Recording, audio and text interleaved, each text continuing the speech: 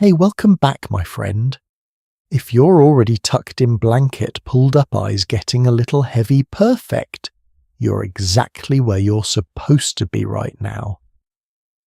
Tonight I want to take you somewhere you've never really thought about going.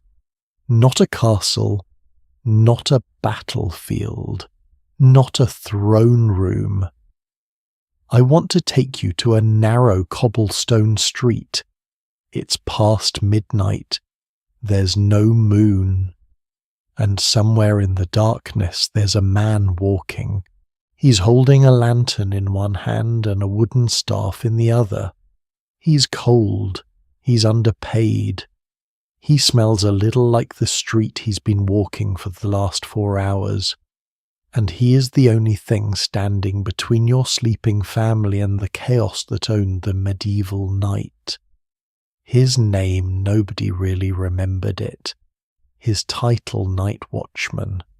And here's what nobody tells you about this man, the part that genuinely stunned me when I dug into the history. He never wanted this job.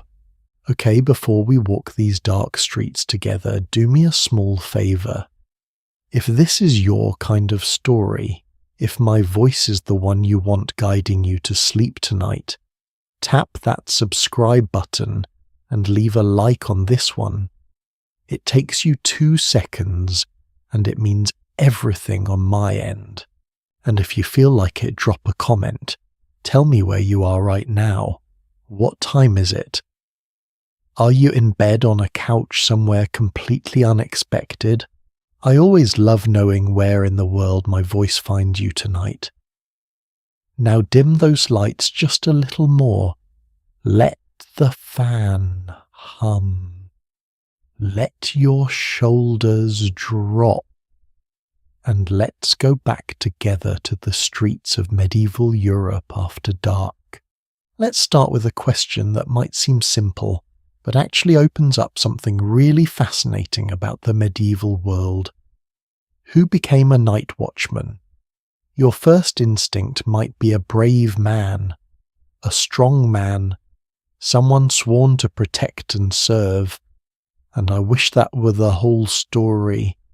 The truth as uncovered in historical records from England, France, and Germany is a little more complicated and honestly a little more human than that.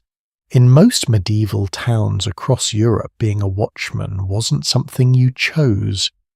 It was something that happened to you. Here's how it worked. From as far back as the 13th century, towns across England operated under what historians call a watch-by-rotation system. Every able-bodied male householder in a parish or neighbourhood essentially was legally required to take his turn guarding the streets at night. Not because he was brave, not because he was trained, but because it was simply his turn. The Statute of Winchester, passed in the year 1285 during the reign of King Edward I, actually codified this into law. It specified exactly how many men each town needed on watch every night, depending on the size of the settlement. A borough, 12 men. A smaller town, 6 or 4. It was calculated, systematic, and utterly mandatory. So imagine you're a baker in 13th century London. You wake before sunrise every morning, you knead dough until your arms ache, you sell bread all day. And then, because the rotation lands on you, you don't get to go to sleep at nightfall. You pick up a lantern, you pick up a stick, and you go stand in the dark for 9 hours. For free. Now here's where it gets really interesting.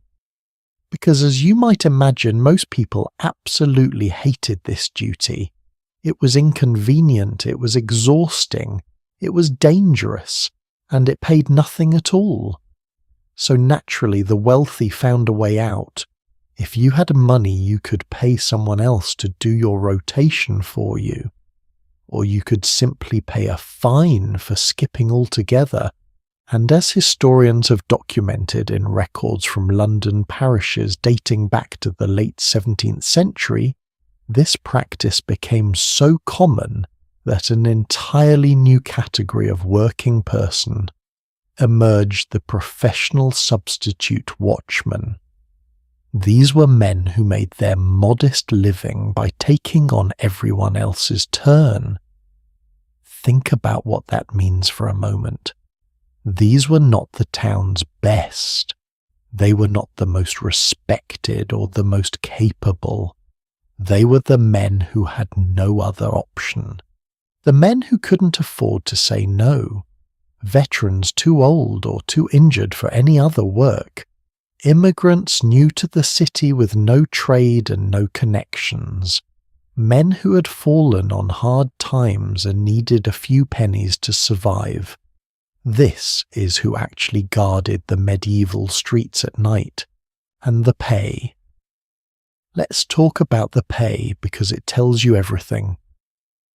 When London finally formalised a salary for watchmen through various watch acts in the early 18th century, after centuries of the unpaid rotation system, the agreed annual wage was £13 a year. £13. For patrolling the streets from 9 in the evening until sunrise, every single night, in the cold, in the rain, in the dark. To put that in perspective, a skilled craftsman in London at the same period could earn 2 or 3 times that amount working regular hours in a warm shop with Sundays off. The night watchman had none of those things. And then there's the social status question, which is where the story takes a turn that I find genuinely poignant. In the walled town of Rothenburg in medieval Germany, a remarkably well-preserved place that still exists today, midway between Frankfurt and Munich, a local historian who portrays the town's night watchman for visitors has a line he delivers with a knowing smile. He says, "It was a bad job being the night watchman. Low esteem, low pay, dangerous work." And then he pauses. Only 2 jobs were lower, the gravedigger and the executioner. Let that sink in for a second. The 2 people considered lower in social standing than the night watchman were the man who buried the dead and the man who killed people for a living. That was the company you kept if you were a medieval night watchman. Now, before you feel too sorry for him, or maybe you already do, let me add one more layer to this picture, because history rarely lets us keep things simple. Medieval society was obsessed with the idea that communities should police themselves. That's actually a very old, very human instinct. The system called hue and cry, which predated even the watch rotation, meant that if you witnessed a crime, you were legally required to shout an alarm and chase the criminal, and your neighbours were required to join you. Everyone was responsible for everyone else. The night watch was an extension of that same philosophy. You didn't have police in the modern sense. You didn't have a specialised force of trained professionals answering to a central authority. What you had was the community, imperfect, exhausted, underpaid and sometimes utterly ineffective, trying to keep itself safe in the dark. And that community, more often than not, was represented by one tired man with a lantern and a stick. Here's something that I think is quietly remarkable about this. Historians studying medieval parish records in England have noted that some men, despite the low pay, despite the low status, despite everything, actually developed a genuine sense of duty around this role. In the records of London parishes, there are accounts of watchmen who served for years, sometimes decades, on the same beat, the same narrow streets, the same sequence of doors they checked every night, the same corners where they knew trouble liked to gather. They knew the rhythms of their neighbourhoods in a way nobody else did. They knew which baker's wife started the ovens too early and made a glow that looked like fire from a distance. They knew which tavern always had one last drunk stumbling out past midnight. They knew which alley smelled of something that definitely wasn't food. Professor Sarah Rhys-Jones at the University of York has noted that medieval watchmen were ideally drawn from the most trusted members of the community, men whose word carried weight, whose judgment was relied upon. And while that ideal wasn't always the reality, it speaks to what the role was meant to be at its heart. Not glamorous, not celebrated, but quietly essential. And there's one more dimension to this portrait one that I find strangely moving, actually. Because here's the thing about the man who never wanted this job. He showed up anyway, night after night in towns across England, France, Germany, the Low Countries, men who were tired, underpaid, and sometimes frankly not very capable, picked up their lanterns after dark and walked the streets so that everyone else could sleep safely. They were laughed at. They were mocked. Even William Shakespeare got in on the joke, poking gentle fun at the ineffectual watchman in his play Much Ado About Nothing back in the late 1500s. In one scene, the watch constable Dogberry actually counsels his men to take the easiest and least effective approach to every problem they might encounter. It was comedy, but it was also truth. These men were sometimes corrupt, sometimes drunk, sometimes asleep in a doorway when they should have been walking their beat. But they were also sometimes often actually exactly what a medieval town needed. A warm light moving slowly through the darkness. Proof that someone was out there. Proof that the night wasn't entirely unguarded. Think about that for just a moment before your eyes get any heavier. There's something in that image that feels almost timeless, doesn't there? The person who does the unglamorous, underappreciated, invisible work, not because anyone is watching, not because anyone is grateful, but simply because it needs doing. Because without them the dark is just a little darker, and the world is just a little less safe. So that's who our man was. Not a hero in the way stories usually tell it. Not someone who signed up for glory, just a man often old, often poor, often the last pick standing between the sleeping city and whatever the night might bring, and what the night could bring. That's where this story really begins to pull you in.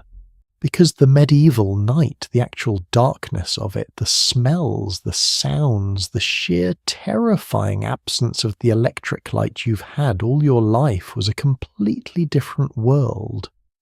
A world where fear was not irrational. A world where the darkness hid things, real things that could genuinely hurt you. And in just a moment we're going to step into that darkness together.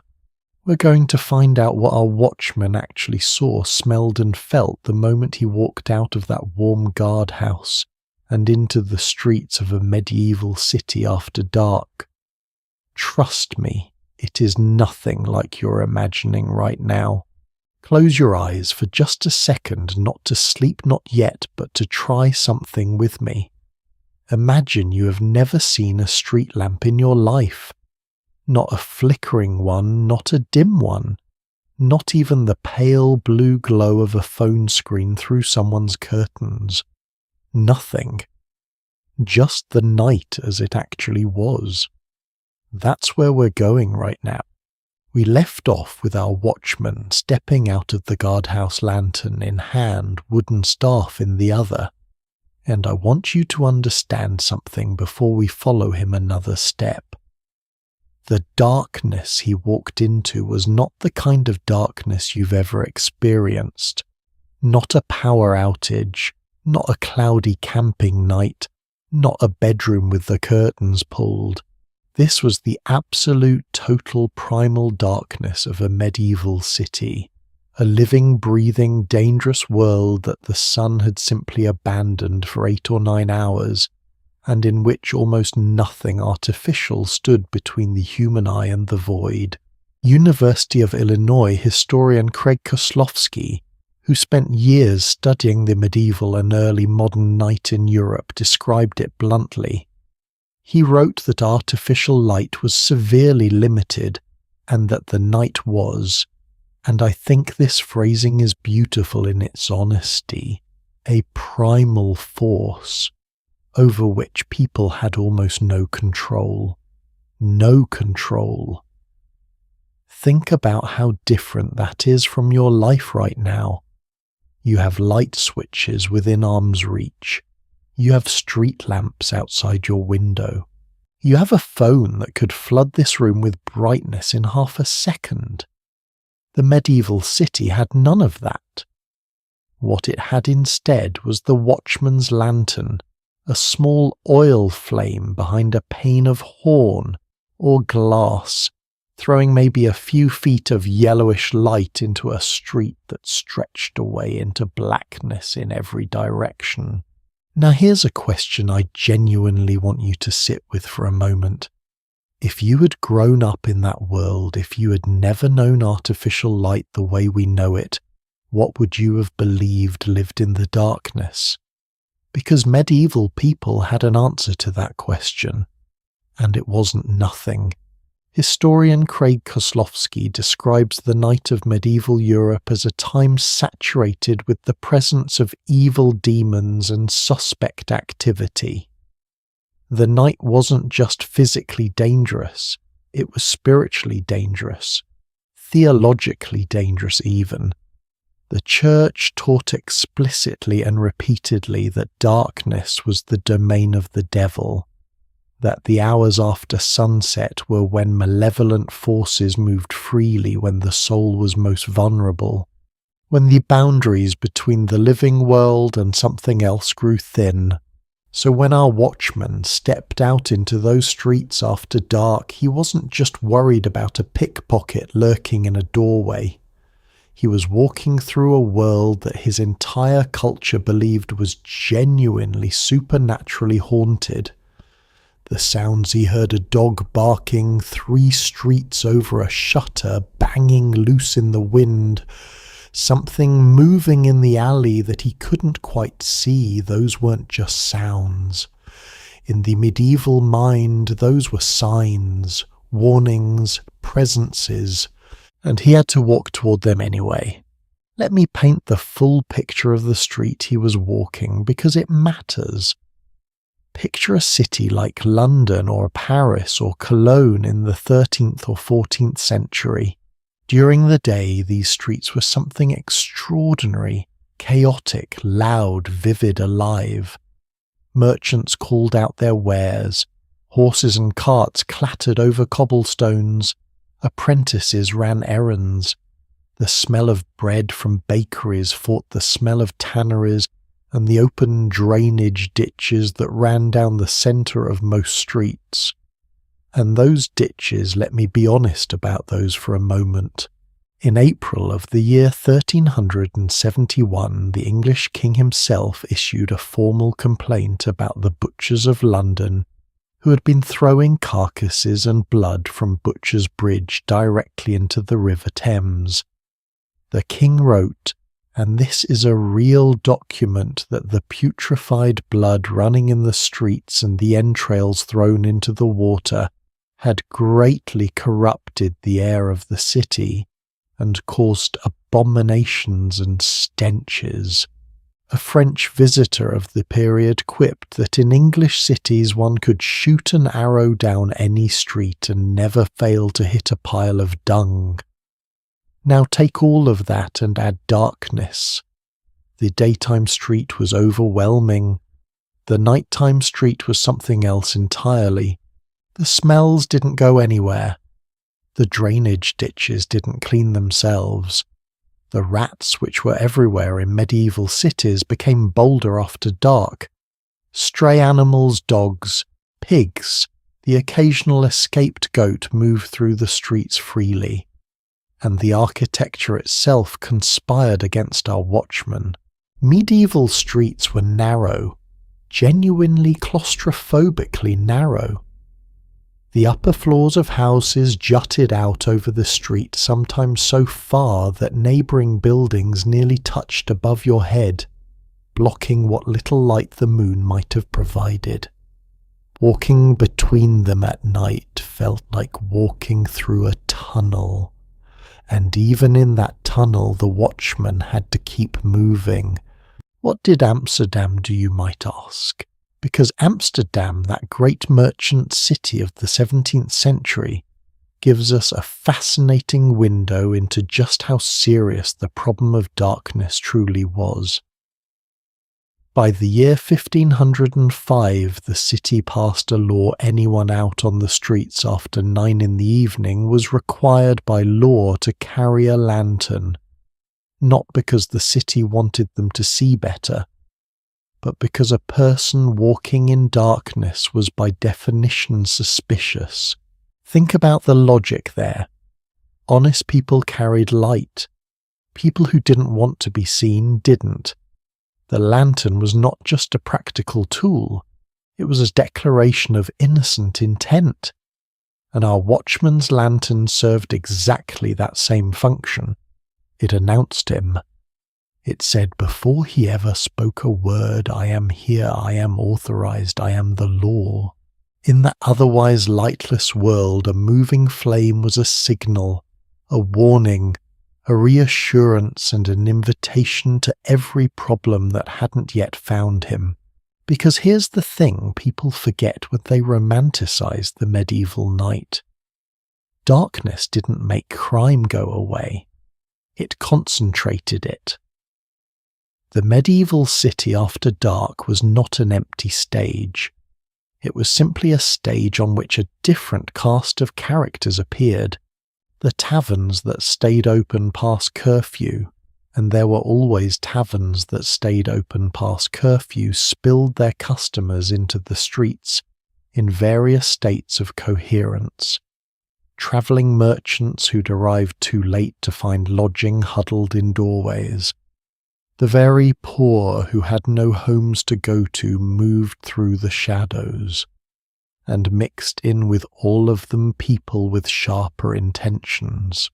Historical records from medieval London and Paris document a world where cut-purses pickpockets essentially operated in the narrow lanes near markets, where fights broke out between apprentices from rival guilds, where the darkness of a particular alley was widely understood to be a place you simply did not walk alone.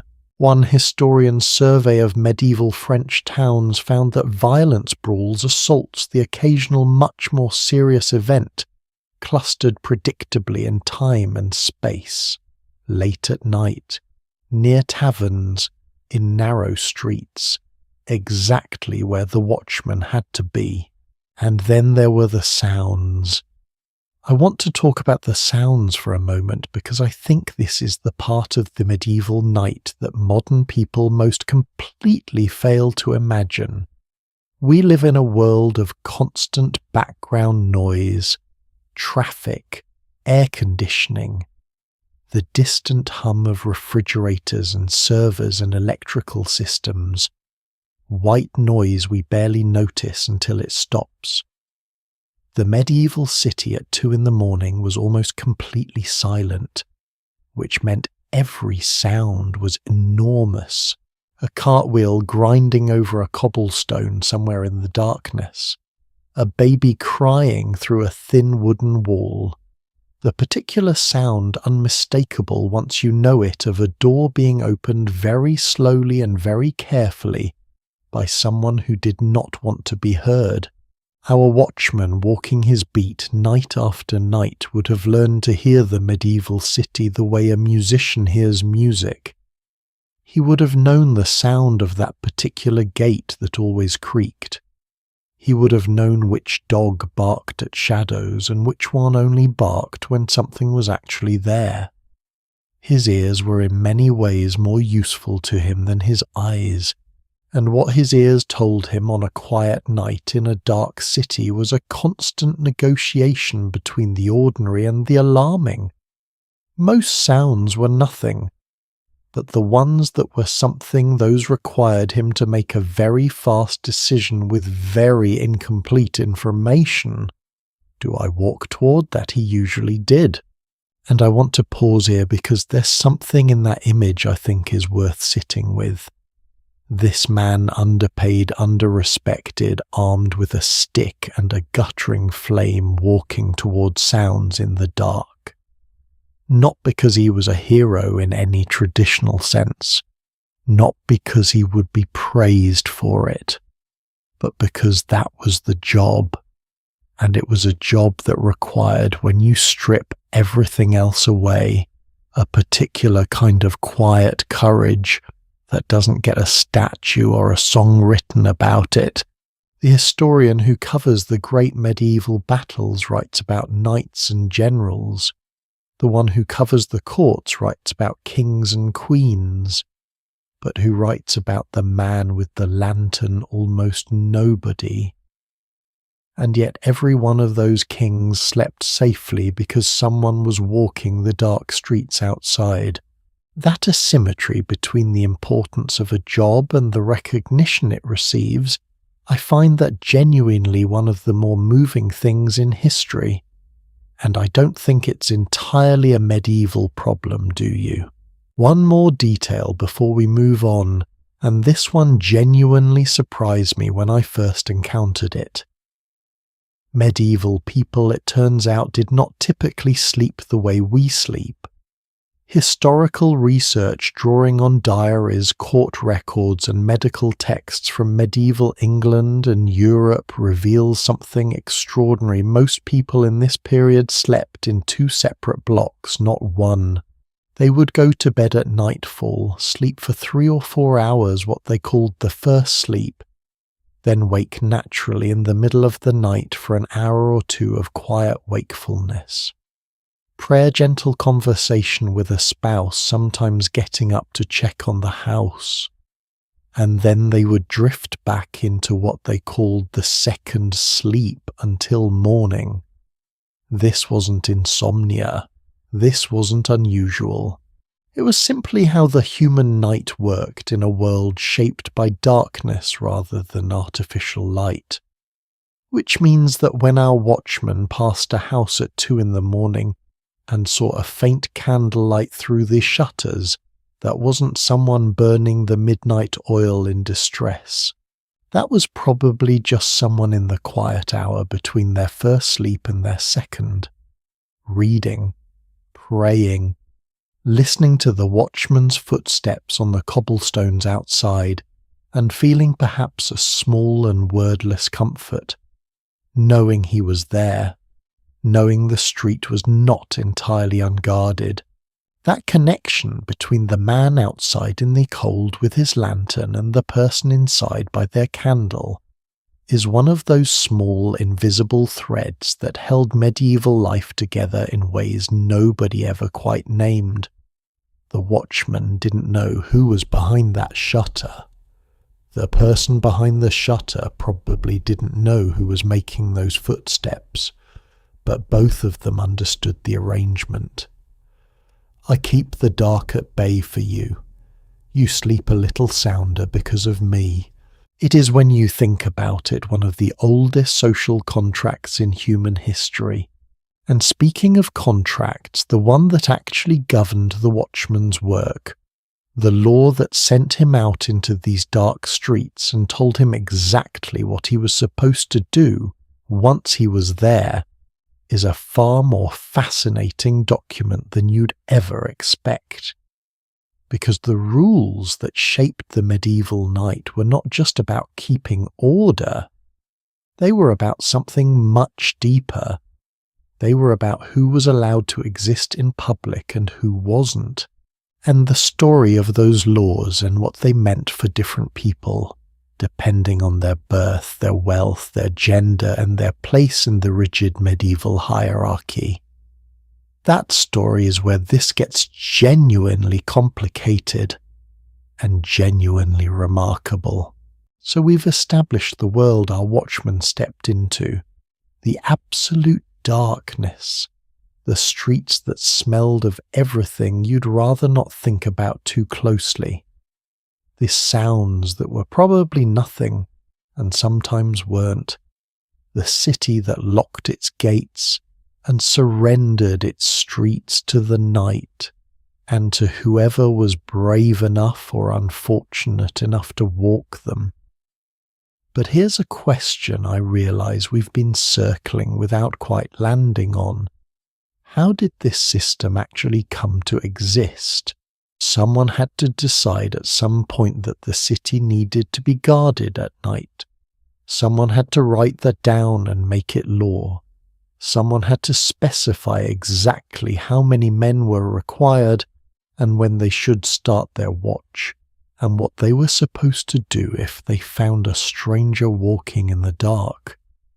That someone was King Edward I of England, and the document he signed on the 8th of October 1285 in the city of Winchester, which is why it carries that name, is one of the most consequential and least celebrated pieces of paper in the history of urban civilization. Let me tell you what the Statute of Winchester actually said, because most people, when they think of medieval law, imagine vague pronouncements handed down from thrones, grand principles, abstract ideals. The Statute of Winchester is not like that. It is specific. It is precise. It is in its own way rather remarkable in its practical detail. The key provision about the watch, and I want to read you the actual language here because it deserves to be heard, goes like this. And the king commandeth that from henceforth all watches be made as it hath been used in times past, that is to wit from the day of the Ascension unto the day of St. Michael, in every city by 6 men at every gate, in every borough by 12 men, in every town by 6 or 4 according to the number of the inhabitants of the town, and they shall keep the watch continually all night from the sun setting unto the sun rising. Read that slowly. 6 men per gate in a city, 12 in a borough, 4 to 6 in a smaller town, from sunset to sunrise, continuously, every night. And then, and if any stranger do pass by them, he shall be arrested until morning, and if no suspicion be found, he shall go quit. Arrested until morning, not necessarily charged, not necessarily accused of anything, simply stopped, held, examined in the daylight by someone with authority to judge. The night was the territory of the watch. Anyone who entered it without good reason was by default detained. Here is the thing I want you to really sit with for a moment. This statute was written in 1285. It remained the primary legislation governing policing in England until 1827. 542 years. In those 5.5 centuries, England went through the Black Death, the Wars of the Roses, the Reformation, the English Civil War, the restoration of the monarchy, the beginning of the Industrial Revolution, and the rise of the British Empire. And through all of it, through every seismic shift in politics, religion, economics, and society, the basic legal framework for keeping watch at night was the same document, the same numbers, the same language, the same fundamental idea that 6 men at a city gate watching from sunset to sunrise were the city's protection against the dark. That is by almost any measure an extraordinary piece of institutional continuity. But let's go back further. Because the Statute of Winchester didn't create the night watch from nothing. It inherited something much older. The Ordinance of 1233, 52 years before the Statute of Winchester, had already required the appointment of watchmen. It was the first formal royal demand that someone must be designated to keep watch, and before that there was the Assize of Arms of 1252, which required the appointment of constables, men with the authority to summon other men to arms, to quell breaches of the peace, and to deliver offenders to the sheriff. Historians cite this as one of the earliest creations of an organised English police function. But go back further still, and you find something even more ancient. The concept of the hue and cry. The hue and cry predates all of these laws. It predates the Norman conquest. It may be the oldest surviving form of organised community response to crime in English history. Here is how it worked. If you witnessed a crime, if someone robbed you, attacked you, stole from you, you were legally required under obligation to raise a shout, to cry out, to make noise, and when that cry went up, every able-bodied person within earshot was required also by law to respond, to grab whatever weapon was to hand, to join the pursuit. The hue and cry followed the criminal from street to street, from town to town, from county to county, until either the criminal was caught or the entire community had done its best to catch them. And here is the consequence built into the Statute of Winchester for communities that failed in this obligation. The whole 100 shall be answerable. If a robbery occurred in your district and the community failed to raise the hue and cry, failed to pursue the criminal, failed to deliver them to the sheriff, the entire 100 was liable. The entire community would be fined. Collective responsibility, not the individual's obligation, the community's. Do you see what this tells us about how medieval society thought about crime and order? There was no assumption that crime was someone else's problem, that specialized professionals would handle it, that you could stay inside your house while the authorities dealt with whatever was happening in the street. In medieval England, you were the authorities.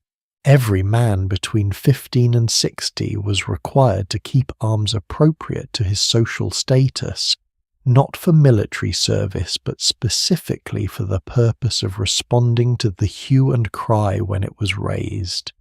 The night watch was a formalization of this principle. The watchman was not a separate species from the community. He was the community in its most concentrated, most organized form, the specific individual designated to hold the line through the hours when everyone else had surrendered the streets.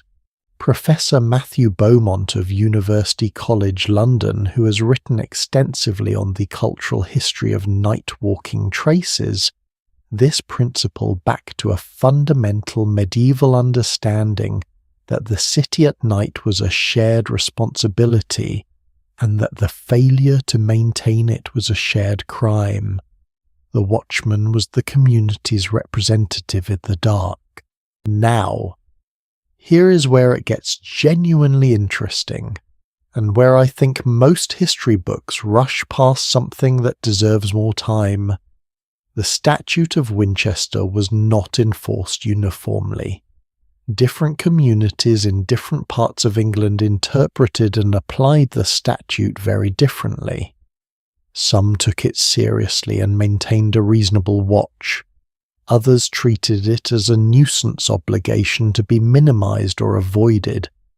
Some had no effective watch at all. By the early 17th century, records from London's Common Council show repeated frustrated attempts to get wards to actually comply with the watch requirements.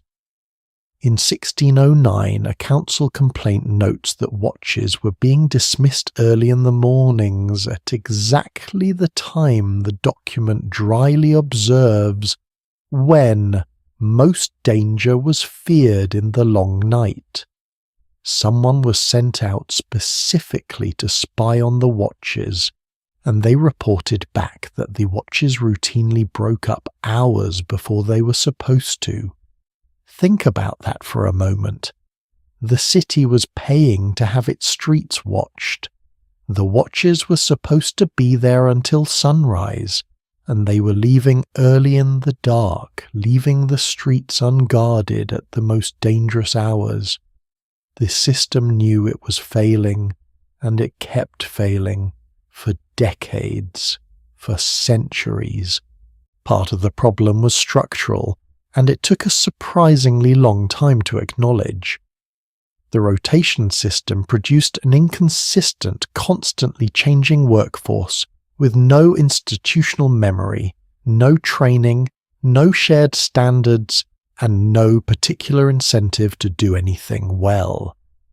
The more prosperous households hired deputies, which meant the watch was increasingly filled with the same pool of poor elderly unskilled men year after year. But there was another layer to this problem that is worth naming. The watch system in its medieval form had no pay attached to it. None. The householder who served his rotation did so for free. The deputy who served in his place was paid by the householder, not by any civic authority. There was no public funding, no official salary, no institutional compensation. Asking someone to stand in the cold and dark for 9 hours with no pay, no training, and no particular respect from the community they were supposed to be protecting, and then being surprised when they ducked into a tavern is not a management strategy that holds up well under scrutiny. The first major formalisation of paid watchmen came in many parts of London through Watch Act's local parliamentary acts that replaced the rotation obligation with a tax. Property owners would pay a levy, and that levy would fund a standing corps of hired watchmen.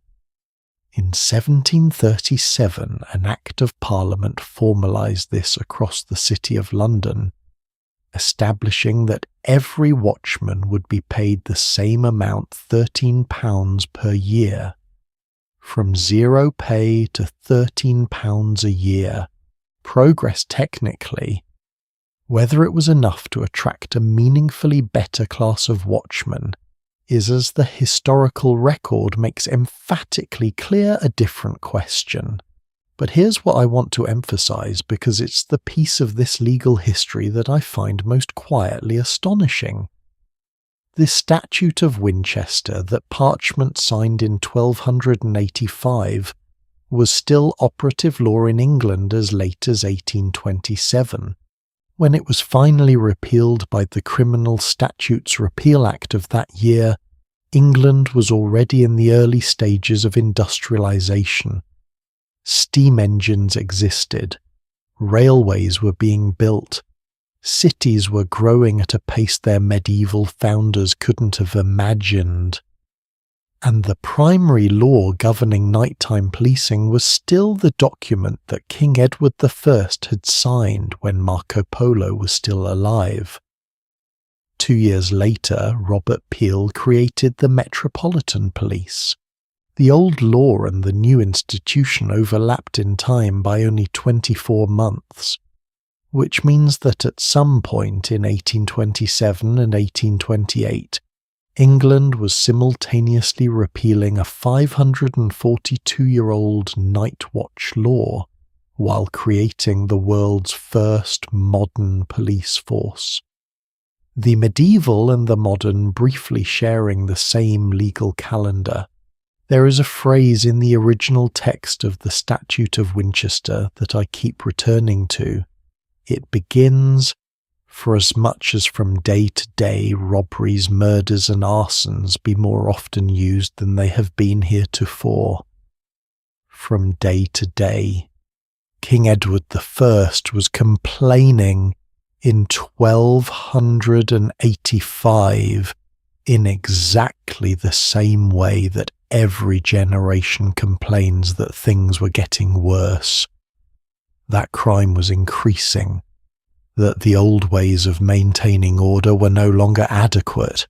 His solution, systematic, legally mandated nighttime patrolling with specific numbers, specific hours and specific consequences, was genuinely ambitious for its time.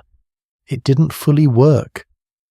The history of the watch is in many ways the history of a good idea imperfectly executed across 5 centuries. But it was a genuine attempt to answer a genuine problem, and the attempt mattered. Because from that parchment, from those specific numbers and those specific hours grew everything that followed. The constables, the watch acts, the Bow Street runners, and eventually on a September morning in 1829 the Metropolitan Police, all of it tracing back to one document, signed in Winchester on the 8th of October in the year 1285, and the man who would spend the next 5 centuries giving that document its face, the tired, imperfect, underpaid, occasionally heroic, frequently unheroic figure who actually walked those streets night after night. His working life had a rhythm to it that is worth understanding in full detail. Because the routine of a single night on the medieval watch is in its own quiet way a masterclass in what it actually costs to keep a city safe. Hour by hour, street by street, from sunset to sunrise, that rhythm is exactly where we go next. There is a document that has survived in the historical records of Bath, England. It describes the nightly procedure for the ward watchmen in meticulous detail, not just the broad strokes, but the actual mechanics, where they gathered, what they received, when they moved, when they came off duty. And reading it you realize that the medieval night watch had a structure, a real considered hour-by-hour choreography. It was not a man wandering at random through dark streets hoping nothing bad happened. It was a system, imperfect, underfunded and chronically understaffed, but a system nonetheless. So let me walk you through a single night. Not a dramatic night, not a night where fire breaks out or the criminal gets caught. An ordinary night. The kind of night that happened 365 times a year for 500 years in cities across England and Europe. The gathering happens at 9 o'clock in winter. In summer, when the nights are shorter and darkness comes later, it shifts to 10. This seasonal adjustment is actually codified in the historical record. The watch house in Bath and similar records from London parishes specify it clearly: 9 in winter, 10 in summer. The watch was calibrated to darkness, not to a fixed clock. The men gather at the watch house. The watch house itself is worth a moment of description. It's a modest stone building, sometimes just a room in a larger civic structure, sometimes a dedicated small building near the ward's main entrance. It contains a wooden bench or two, a hook or rack for lanterns, a ledger book on a table and a constable or ward beadle, whose job it is to manage the whole operation. The men who arrive are, as we have established, not the pride of the community. They are old often, They are poor, usually. They are wearing whatever coat keeps them warmest, carrying whatever hat keeps the rain off their heads. They have no uniforms, no identifying insignia, nothing to distinguish them from any other person on the street except the staff and lantern they are about to be issued. The beadle calls the roll. He writes the names in the ledger. This is not ceremonial, it is accountability. If a watchman is absent from his beat this morning, the ledger will record that he reported, and questions will be asked. Each man collects his equipment, a staff, a lantern, and sometimes a rattle or clapper for signalling. The lanterns are checked. Oil is replenished. A poorly maintained lantern is not just inconvenient in a world where the flame is your only light and your only evidence of authority. A lantern that goes out at 2 a.m. is a genuine problem. They are also handed something else a route. Historical records describe how the locations of the watchmen were printed and posted in public areas so that citizens could know where their watchman would be and when. Think about that for a moment. The routes were public knowledge. Anyone in the city who wanted to know where the watchman would be and at what time could find out, which meant that anyone who wanted to avoid the watchman could also find out.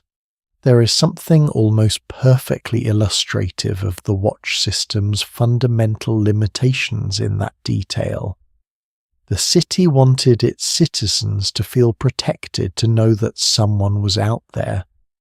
But in making the watchman's movements visible to the public, it also made them visible to exactly the people the watchman was supposed to be catching. The historical record of Belper, Derbyshire, an industrial town whose watchman's reports survive in remarkable detail, actually describes a later deliberate attempt to solve this problem.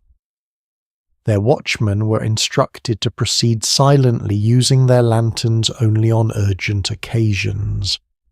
And crucially, their routes and timings were changed periodically, making it harder to predict their arrival, so that eventually some watch systems had figured out that predictability was an enemy.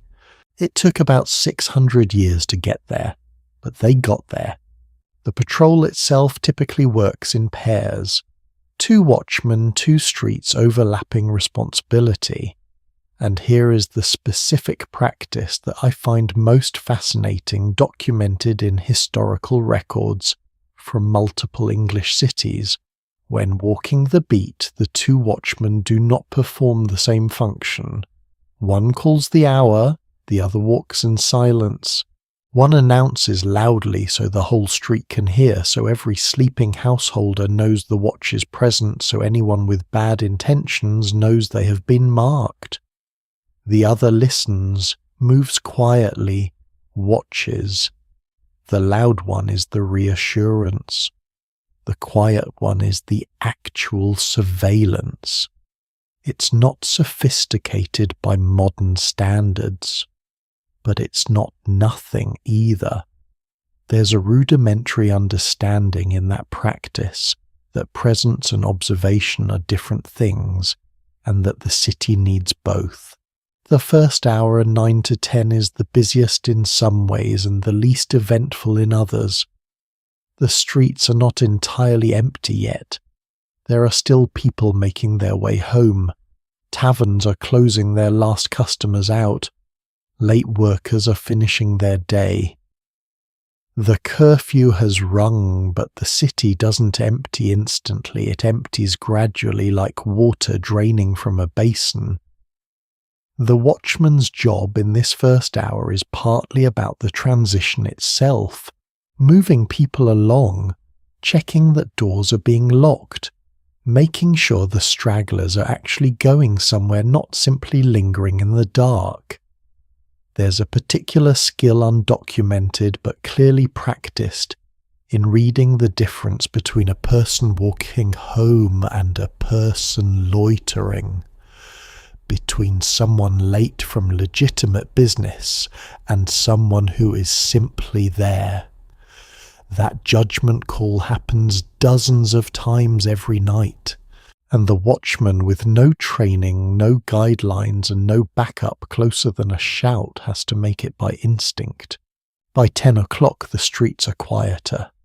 This is when the watch settles into its rhythm, a circuit of the beat. Check the doors, call the hour, listen, move, check the next door, listen again. The circuit takes roughly an hour depending on the size of the ward, and then it begins again. There's a mechanical quality to it that I find both reassuring and slightly melancholy. A circuit of the same doors, the same alley mouths, the same corners where trouble liked to gather on the nights when trouble came. And here is something the historical record captures that I want to make sure we don't skip past. The experienced watchman, the one who had done this for years, not just his rotation week, developed an intimate knowledge of his streets that nobody else possessed. He knew which door always stuck slightly in the frame. He knew which alley caught the wind at a particular angle. He knew which house had a dog that barked at real disturbances versus the kind that barked at shadows. This knowledge, accumulated over years of nocturnal attention, was exactly what the rotation system could never produce. It required time, continuity, someone who came back to the same streets night after night long enough to really learn them, the city that hired the cheapest possible watchmen and then replaced them constantly. That city never got this. It got men who barely knew their own beat, let alone its subtleties. But the men who lasted, who kept coming back, those men had something genuinely valuable. Midnight is the pivot point. Everything that happens from midnight to 3 in the morning represents the most complete form of darkness and silence the medieval city will ever experience. The taverns are closed, or supposed to be. The last travellers have either found their lodging or been detained. The streets belong almost entirely to the watch and to whoever is avoiding the watch. This is also, as historical records consistently note, when fatigue becomes the watchman's primary enemy. Not crime, not violence, not the cold or the dark. Sleep. The body insists on it. After 3 or 4 hours of walking, cold streets calling hours into the void, checking the same doors on the same circuit for the 4th time, the human desire to sit down to close one's eyes for just one moment becomes overwhelming. The documentary record of the medieval watch is littered with evidence of this battle. The group of watchmen who disappeared into a food and drink shop in 1617 and stayed there all night. The constables who routinely dismissed their watches hours before dawn. The watchman found asleep in his box. These are not moral failures in the conventional sense. They are the predictable consequence of asking human beings to perform a physically and psychologically exhausting task without adequate compensation, training or support. The system asked too much, paid too little, and then expressed surprise when the result was imperfect. The hours between 1 and 3 in the morning have their own particular texture. This is the time documented by historians of medieval sleep patterns, when some householders were likely awake in the quiet interval between their first sleep and their second. The time when someone might be praying by a small candle or lying in the dark and thinking or getting up for water. For these people, the watchman's call from the street below was not an interruption. It was company, A voice in the dark confirming that the hours were still progressing normally, that the city still existed, that someone in the lane below was still alive and still awake. There is a traditional Watchmen song preserved from English cities that had what were called waits the musical watchman, who called the hours that captures this relationship with almost unbearable tenderness. Past 3 o'clock, young maidens are sleeping. Scarcely they close their bright beaming eyes. May our soft numbers cheer you, but break not innocent slumbers. Hear us, but wake not. Hear us, but wake not. The watchman calling out his reassurance to the sleeping city, wanting to be heard, not wanting to disturb. That is a genuinely beautiful thing to want. 3 to 4 in the morning is the hardest watch. Nothing romantic about it. The cold is at its most biting. The darkness is complete. The body has long since exhausted its nighttime energy reserves. The feet ache from cobblestones. The eyes sting from smoke and cold air. And this is documented in multiple historical accounts, the hour when the watch was most likely to be absent or asleep. The 1609 complaint from London's Common Council specifically identifies this window, the hours before dawn, as the time of most danger, and then notes with evident frustration that this was exactly when the constables were most likely to have sent their watchmen home early. The city's most vulnerable hour, the watch at its thinnest. It's not hard to understand why. A man who has been awake since 9 the previous evening, who has walked the same circuit a dozen times, who is cold and tired and earning effectively nothing, that man's calculation at 3 in the morning about whether to stick out another 2 hours is a very human calculation. One he often made the wrong way. 4 to 5 is a strange liminal space. The deepest night is ending, but morning hasn't truly arrived. The first sounds of the approaching day begin to filter in. A baker's oven starting its fire. The distant sound of a cart somewhere bringing produce toward the market. A rooster outside the city walls announcing a dawn that is still 40 minutes away. And something interesting happens in the experienced watchman at this hour. A kind of second wind. Not energy exactly, but alertness. Because the hours before dawn, as criminal history has always confirmed, are prime time for certain kinds of wrongdoing. Burglars prefer to move just before dawn, when most people are in their deepest sleep, and there is just enough grey light to navigate by. A watchman who has been trudging the streets since 9 knows this consciously or not. The pace picks up slightly. The listening becomes more intent. There is a tightening of attention that the worst hours of exhaustion at 3 in the morning had begun to loosen. 5 in the morning in winter, 4 in summer. The watchmen come off duty. The handover is in its way a mirror image of the evening's beginning. Back to the watch house. Return the lantern and staff. The beadle makes his morning entry in the ledger. Any detainees held through the night are passed to the constable who will take them to the justice of the peace when that official's day begins. The ledger records everything, or is supposed to. The gaps in medieval ledgers, the nights with too few entries, the missing names, the early dismissals tell their own story. But on the good nights, on the nights when the system functioned as it was supposed to.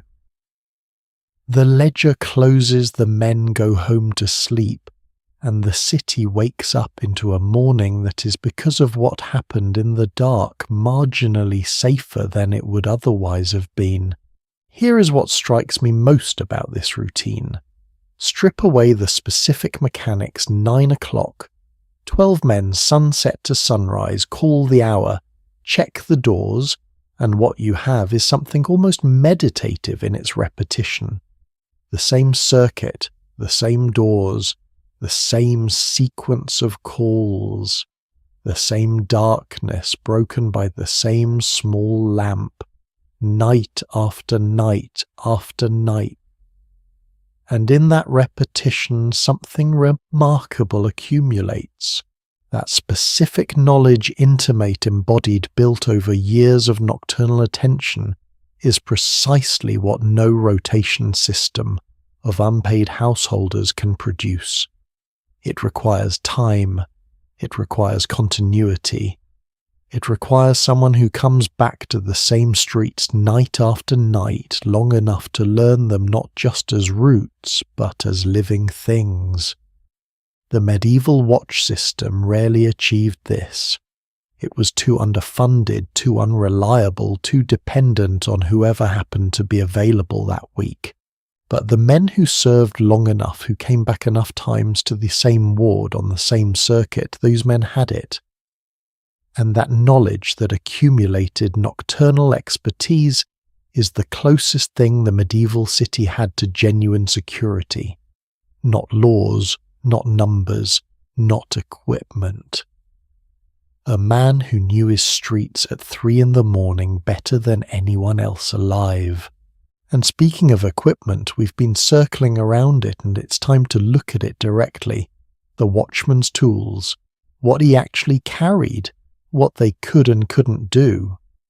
Because the specific objects issued to the medieval night watchman, the lantern, the staff, the rattle, the horn, and in some cities the halberd that most watchmen barely knew how to hold. Each one tells a story about the gap between what the city needed and what it was willing to provide. And that gap, when you see it, clearly reveals everything about how medieval society really thought about the man it sent into the dark on its behalf. Something funny happens when people imagine a medieval night watchman for the first time. They picture a knight. Full armour, gleaming sword at the hip, maybe a shield bearing some noble crest. A figure of authority and force striding through the dark with the confidence of someone who has absolutely nothing to fear. And I understand the impulse. It's the image we've absorbed from movies, from fantasy novels, from years of being told that medieval equals armoured warriors. But the reality, it's both more interesting and, depending on your perspective, considerably more humbling than that. Because the gear of a medieval night watchman, what he actually carried, what he actually wore, what he actually relied on to do his job, tells you almost everything you need to know about how medieval society truly valued the people it trusted to guard it. Let's start with the most iconic item. The one thing every medieval watchman had without exception across every city in Europe, from London to Bruges to the cobblestoned lanes of Rothenburg in southern Germany. The lantern. Not a torch, not a brazier. A lantern, a small enclosed flame, usually behind a pane of translucent horn, or in wealthier towns a thin sheet of oiled cloth or early glass. The design was deliberate. An open flame in a narrow medieval street lined with timber-framed houses and overhanging thatched roofs was, to put it gently, a catastrophic idea.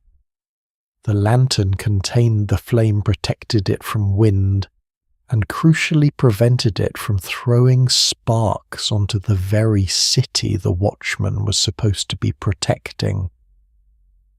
But here's the thing about that lantern that doesn't get talked about enough. It was essentially useless as actual illumination. A horn lantern in the 13th or 14th century threw light perhaps 4 or 5 feet in any reliable direction.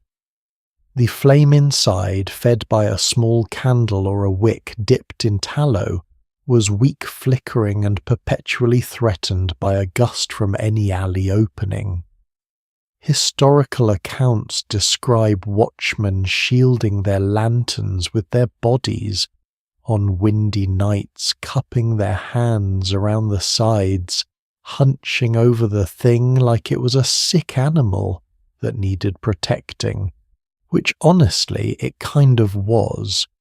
And yet this fragile, dim, perpetually imperiled little flame was the single most important tool our watchman carried, not because it helped him see, but because it made him visible. In a city where total darkness was the default, a moving light was a statement. It announced presence. It communicated authority. It said to anyone lurking in a doorway or creeping along the wall, I am here. I see your street even if I cannot yet see you. And whatever you were about to do, think carefully. That's a remarkable amount of psychological weight to place on a candle in a box. The second item was the staff. Now I want to be specific here because the evolution of the Watchman staff across the centuries is genuinely fascinating, and most people get it wrong. In the early medieval period, and this is documented in records from Germany and the Low Countries in particular, many town watchmen, especially those serving wealthier municipalities, carried halberds. The halberd is that imposing pole weapon you've probably seen in paintings and illustrations, a long shaft topped with an axe blade on one side, a hook on the other, and a spike at the tip. 6 feet tall, sometimes more. An intimidating presence. German watchmen of the 14th and 15th centuries are specifically documented as carrying halberds as both a practical weapon and as a symbol of civic authority.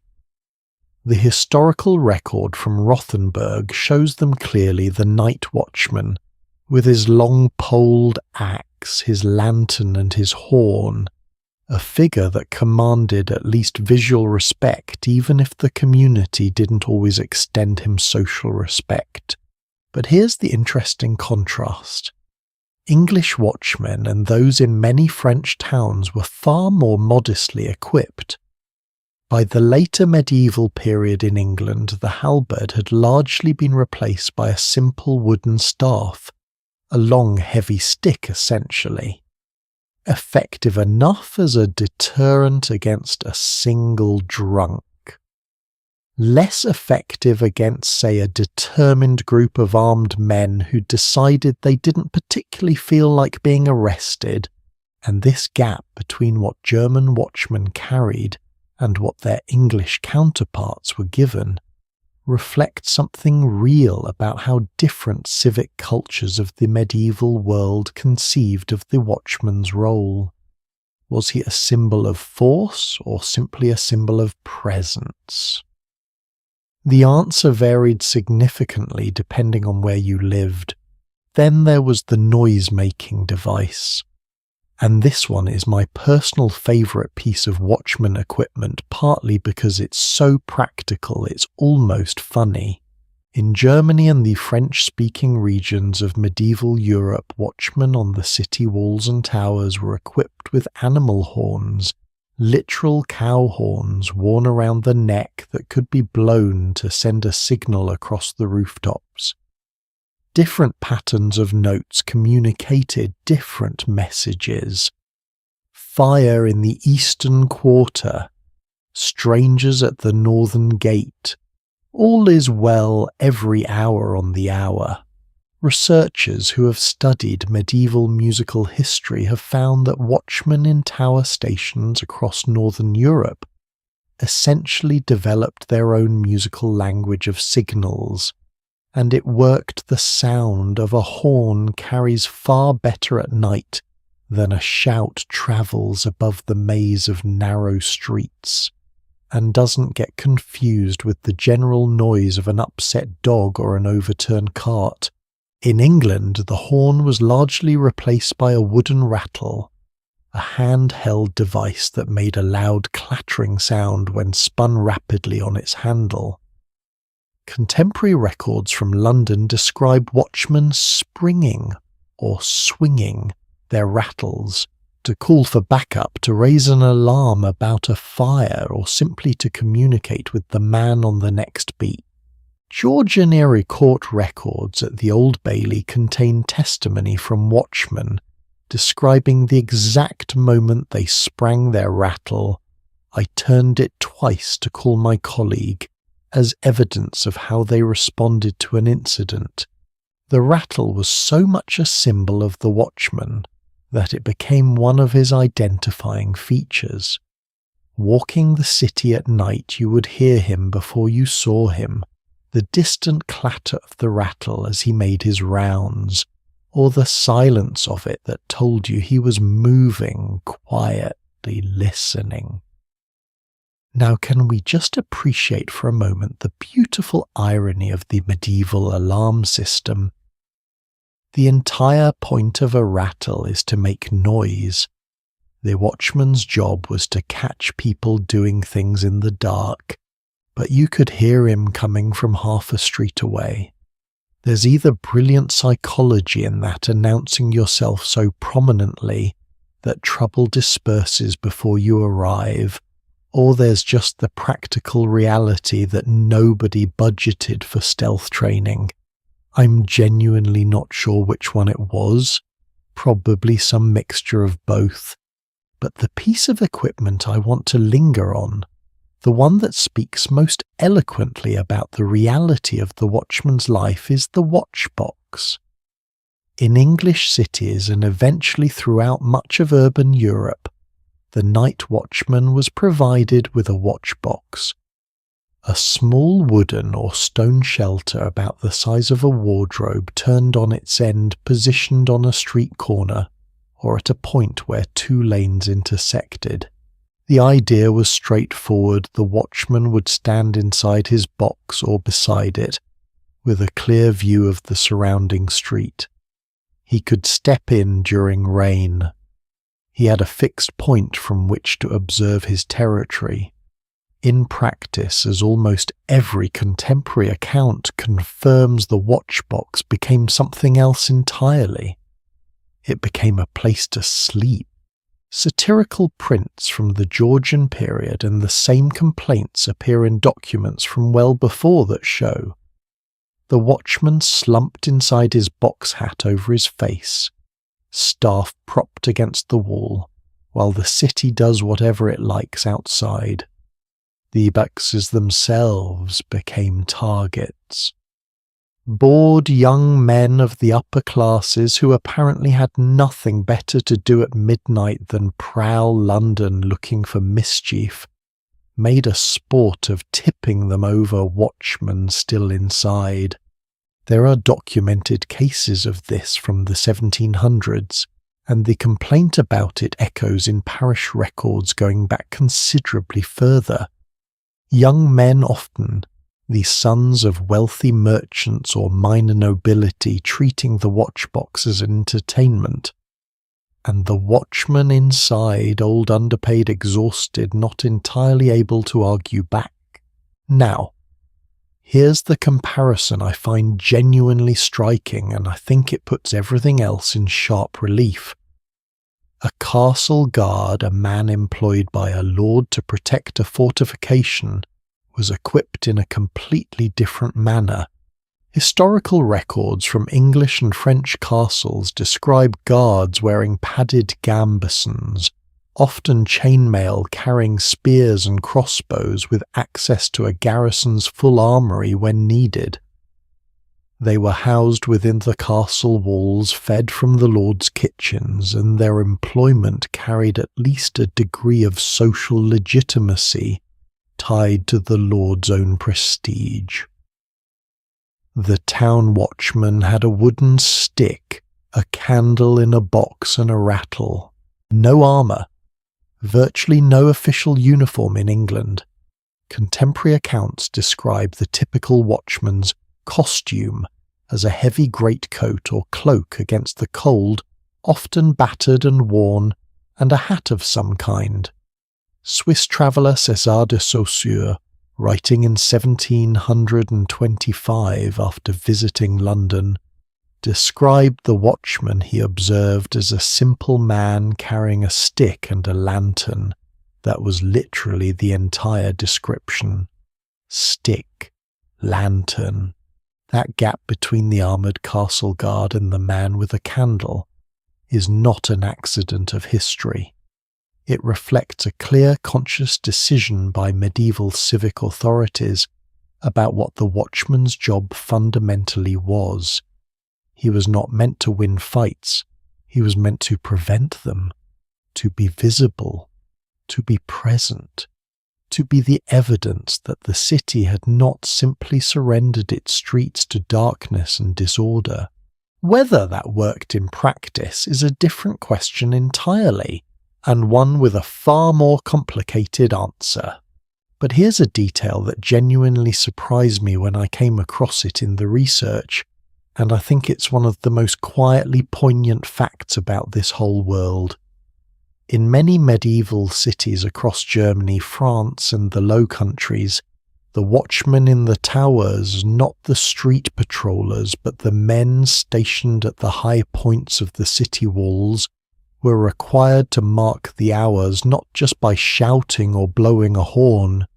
They were required to play music, actual melodies, actual tunes.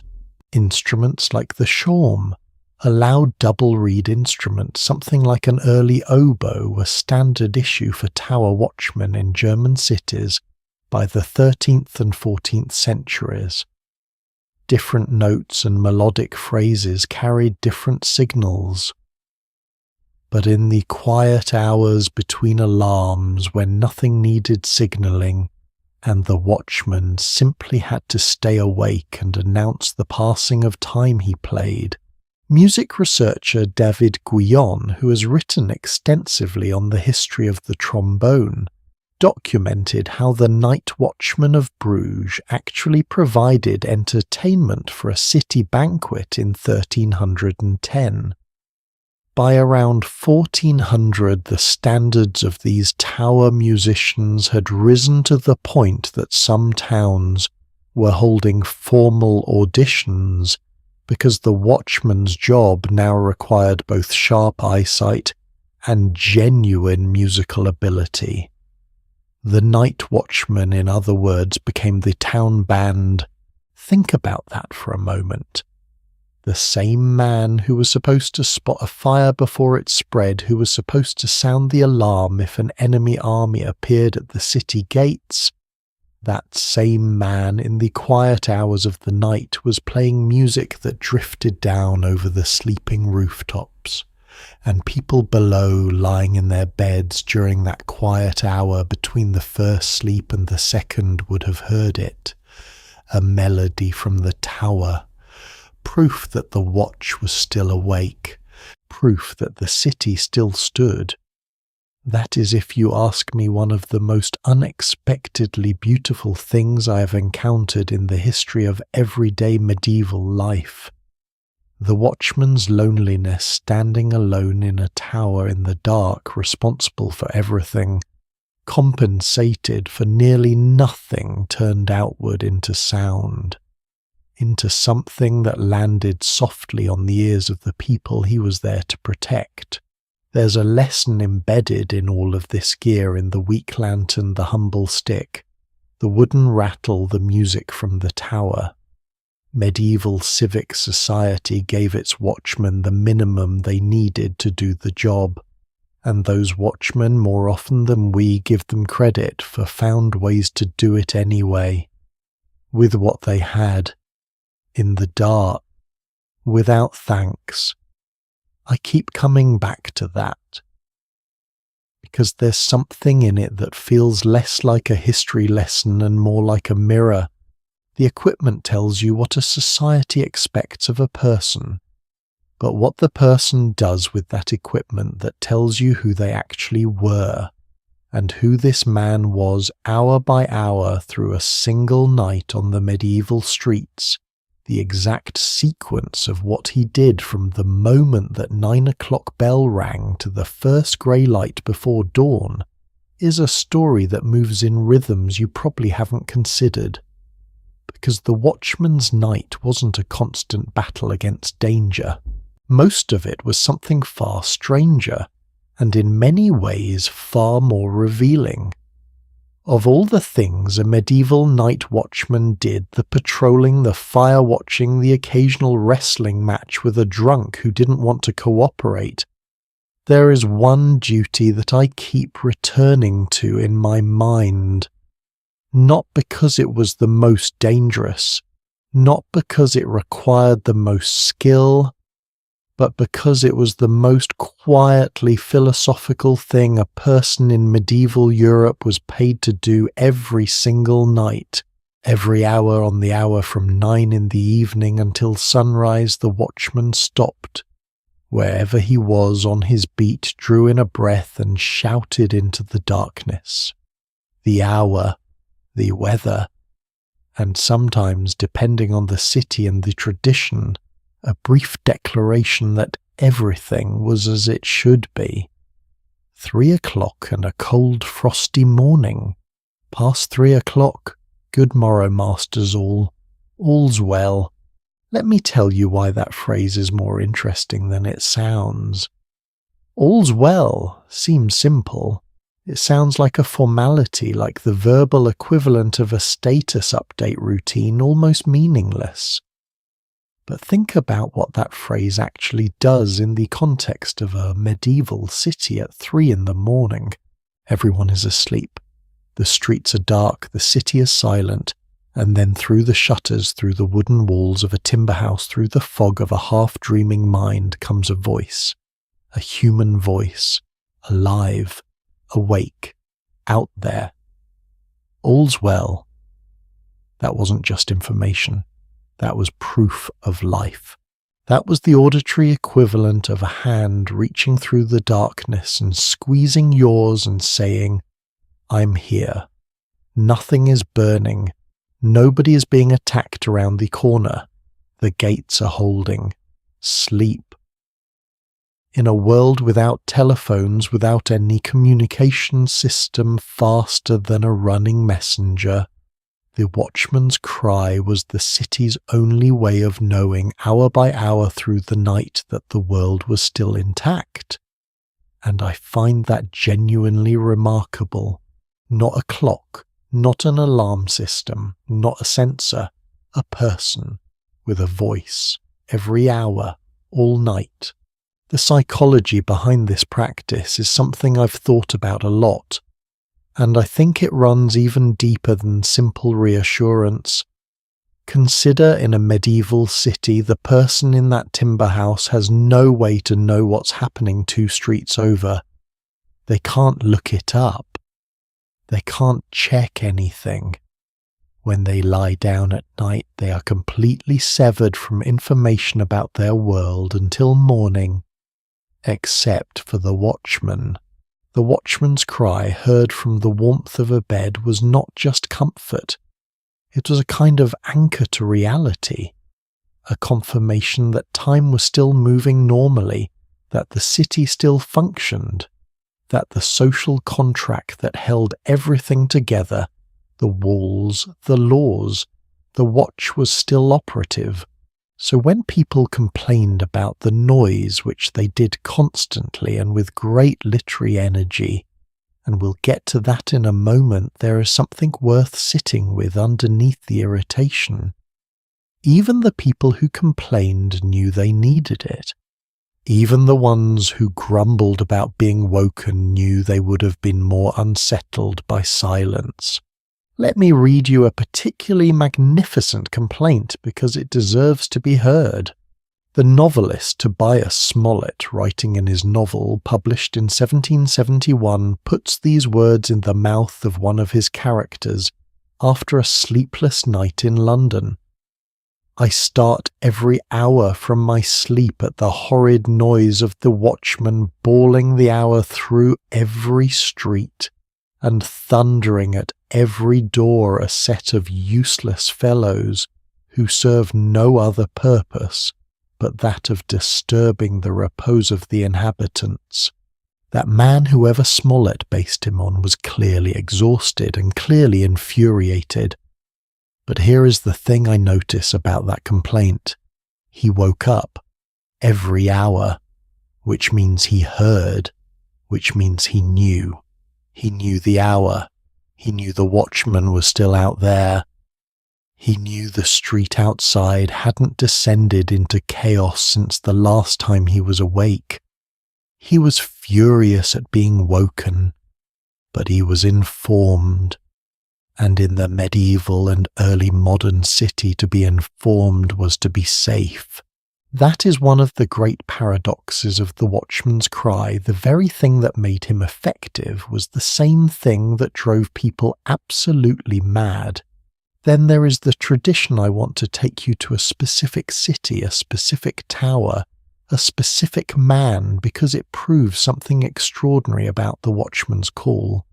It proves that 600 years later, people still can't let it go. In Lausanne, Switzerland, there is a cathedral. The Cathedral of Notre Dame of Lausanne, built in the 13th century, standing high on the hill above the old city. It is a remarkable building in its own right. But what makes it truly singular among all the cathedrals in Europe is what happens in its bell tower every single night. After a fire devastated the city in the year 1405, the authorities of Lausanne appointed a night watchman to keep watch from the highest point of the cathedral tower.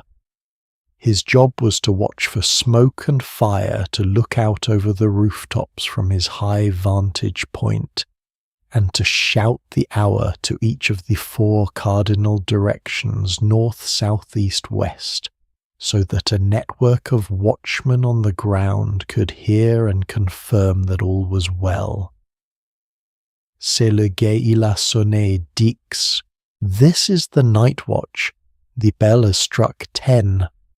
Every hour, every night, from 10 in the evening to 2 in the morning. And this tradition, established in 1405, has continued without interruption to this day. Not almost without interruption, not mostly without interruption, without interruption, through plague, through war, through the Reformation that stripped the cathedral bare, through the tumult of the 18th century, the upheaval of the 19th 2 world wars in the 20th, through every crisis and disruption that history threw at this small Swiss city, one person every single night climbing 153 worn stone steps to the top of that tower and calling out the hour. The current night watchman of Lausanne is a man named Renato Häusler, who has held the position since 2002. When a journalist from National Geographic climbed those 153 steps to interview him, they found him in a tiny wooden room barely larger than a closet, built in 1947, which means that for over 500 years before that, the watchman had no shelter at all. With a small bed, some books and candles, he makes himself by hand. When the journalist asked him why he does it, what it means to him, Renato said something that I wrote down and have not been able to forget. He said he was the last link in a chain of men dating back to the 15th century. He said, "In a completely chaotic world, I think it is reassuring to have activities continue for a very long time, becoming traditions, and allowing us to rediscover a few of our roots." And then in the year 2020, when the streets of Lausanne went quiet during a global health crisis, and the nightlife that he usually looked down upon from his tower simply evaporated, Renato said something that struck me even more deeply. He said the silence brought him a feeling he had never experienced before. tranquility that resembled what the medieval watchman would have known. And then he said quietly, "There is perhaps just one last thing that would bring us right back to how things were in the Middle Ages, turning out the lights. Lausanne is not alone, by the way. At the moment there are 7 cities in Europe that still maintain an official night watchman as an unbroken tradition from the medieval period. Besides Lausanne, there are towns in Germany, Annaberg, Celle and Nördlingen, along with Ripon in England, Krakow in Poland and Ystad in Sweden. 7 cities across a continent still keeping a medieval appointment every night. And whenever someone has suggested ending these traditions in Lausanne, it happened in 1960 when authorities briefly proposed reducing the watchman's hours. The response from residents has been remarkable. A flood of letters to local newspapers, headlines, protests, movements to save the watchman. Serait-ce l'agonie du guet? The French language papers asked. Is this the death of the watchman? The people of Lausanne said emphatically no. They wanted to hear the voice. They wanted, even in the age of electricity and digital clocks and smartphones, to hear a human being call the hour from a tower in the dark. Because something in us, something ancient and persistent and utterly human, still responds to that. Can I ask you something genuinely? If you heard a voice call out from a tower near your house every hour tonight, an actual human voice saying nothing more than the hour, and that all is well, how do you think you would feel? Would you be annoyed? Or would some part of you, the part that lives closer to your animal instincts than your rational mind, feel something else? Something small and quiet and hard to name. I think about this a lot. I think the medieval citizen who lay in their bed and grumbled about the watchman's noise, and the modern person who might initially find it intrusive, both of them would eventually arrive at the same place. Comfort. The specific, irreplaceable comfort of knowing someone is awake out there in the dark so that you don't have to be. There was also a tradition in England documented in city records and in the literature of the period of what were called the waits. The waits were the musical watchmen of English towns, and their call was not just a shout but a song. The surviving lyrics of their hourly cry, preserved in sources from the city of York, go like this: "Past 3 fair frosty morn, good morrow, my masters all." That line, "Good morrow, my masters all." The watchman standing in the cold at 3 in the morning, calling out to people he cannot see, most of whom are asleep, addressing them as masters, wishing them a good morning before the morning has properly arrived. There is a tenderness in that phrase that I find almost unbearable. He was cold, he was probably tired, he was certainly underpaid and likely not entirely sober if the historical record is any guide. And he was still in the middle of the night in the dark, wishing the sleeping city a good morning. Robert Southey, the English poet, wrote about this practice with bemused bafflement in the early 19th century.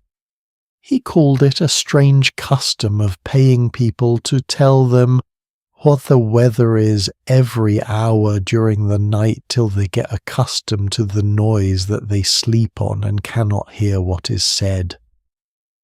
He was right that it was strange, but he also, without quite meaning to, described exactly why it worked. Till they get accustomed to the noise. The city learned to sleep to the sound of the watchman.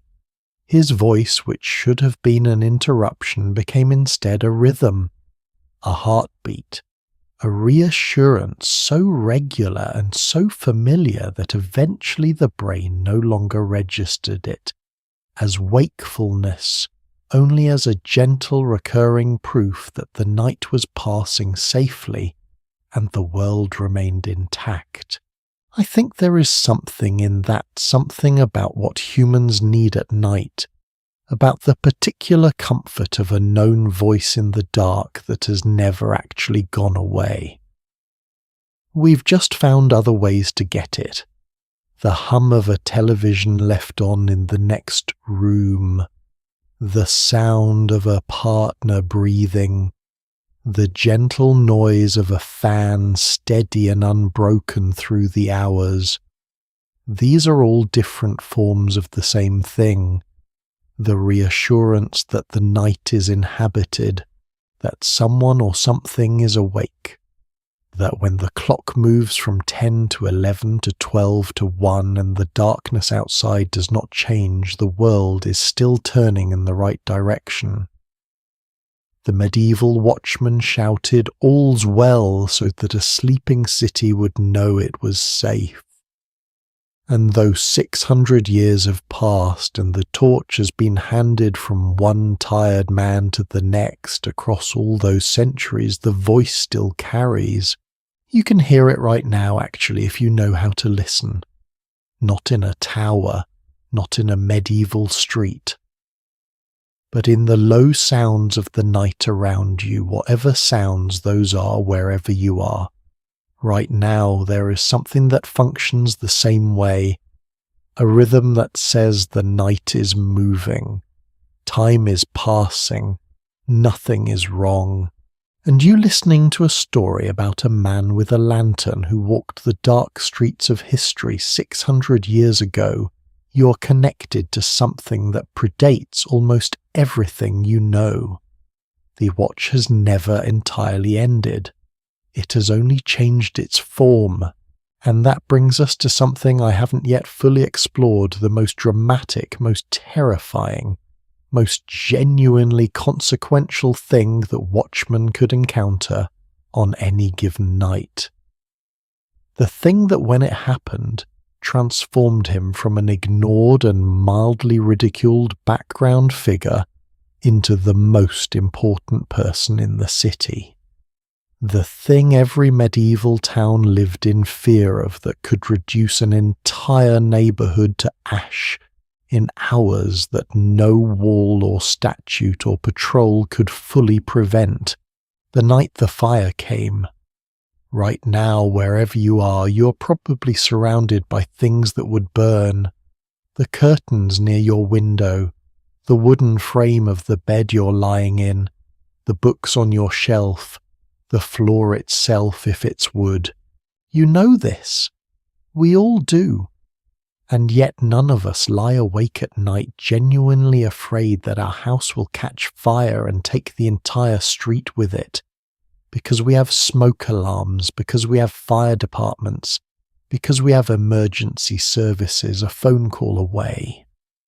The medieval city had none of those things.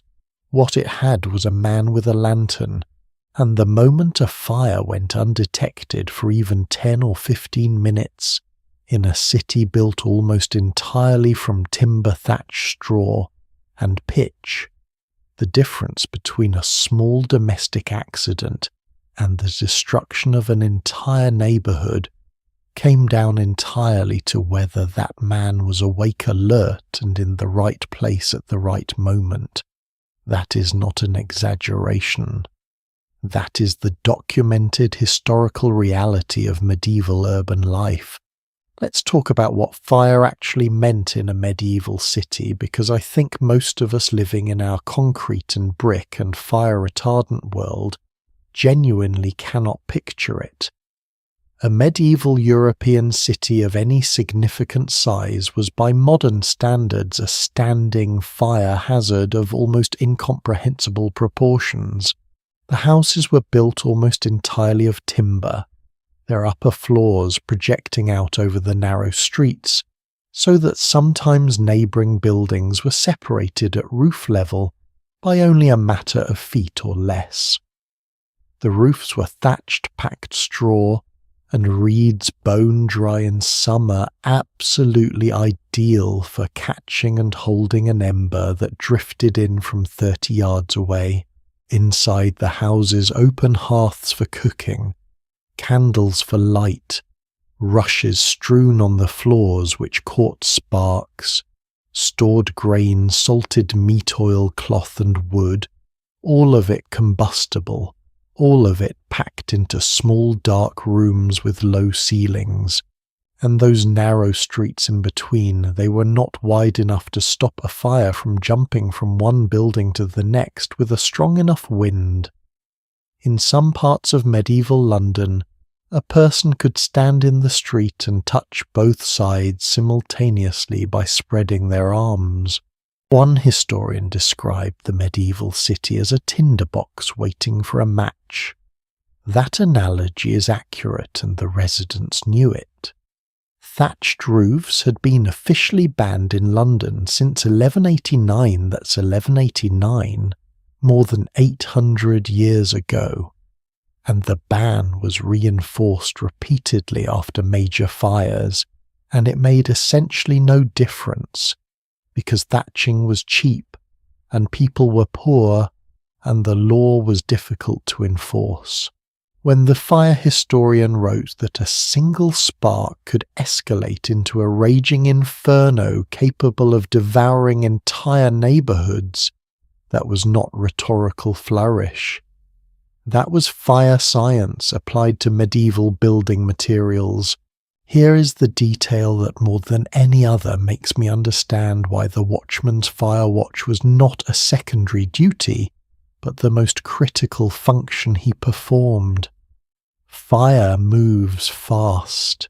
In the Great Fire of London in 1666, and yes, I know 1666 is technically after the strictly medieval period, but the city was still essentially medieval in its construction, and the fire behaviour was identical to what Watchmen had faced for centuries before the fire that started at Thomas Farriner's bakery on Pudding Lane around 2 a.m. consumed the bakery and its neighbouring buildings within roughly 1 to 1.5 hours, 1 hour and 30 minutes from a single oven left improperly extinguished to multiple buildings fully involved. And that was still small. By the time dawn broke on Sunday, the 2nd of September, the fire had spread to the Thames waterfront, and its warehouses filled with oil, pitch, rope and coal. The warehouses that fed London's shipping trade. The warehouses that once alight created a heat so intense that people standing on the opposite bank of the river felt the warmth on their faces. The fire then burned for 4 full days.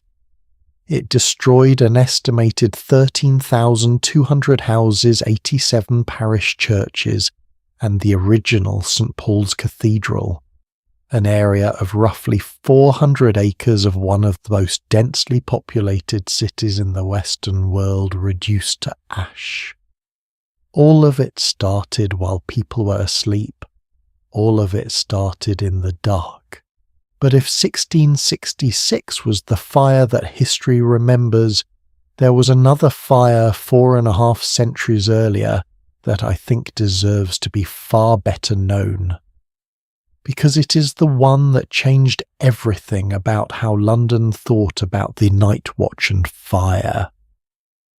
On the 10th of July, 1212, a fire began in Suffolk on the south bank of the River Thames. The cause remains unknown. Contemporary chroniclers suggest it may have started in a bakery, or possibly in the home of a wealthy citizen. What they all agree on is what happened next. The fire spread south of the river. It consumed the cathedral church of St. Mary Overy, today's Suffolk Cathedral, along with most of Borough High Street. Strong southerly winds pushed the flames toward London Bridge. Now, London Bridge in 1212 was not simply a bridge. It was an entire living community. King John had authorised the construction of houses and shops directly on the bridge itself, the rents from which were supposed to fund the bridge's maintenance. These were timber structures packed together perched above the River Thames. The fire reached the bridge from the south. Burning embers carried by the wind crossed the river and ignited buildings on the northern end of the bridge. The people of Suffolk saw the northern fire and ran toward the bridge to escape south. The people north of the river saw the southern fire and ran toward the bridge to help. Both groups converged on the bridge at the same moment, and both ends of the bridge were simultaneously on fire. Everyone on that bridge was trapped. What happened next is described in the Liber de Antiquis Legibus, the Book of Ancient Laws composed in 1274, the oldest book preserved among the records of the City of London. The death toll from the London Bridge fire alone was estimated at 3,000 people by John Stowe, writing in 1603, though historians note this figure is likely an exaggeration, given that the total population of London at the time was around 50,000. Even discounting the largest estimates, the fire of 1212 killed hundreds of people and left thousands homeless.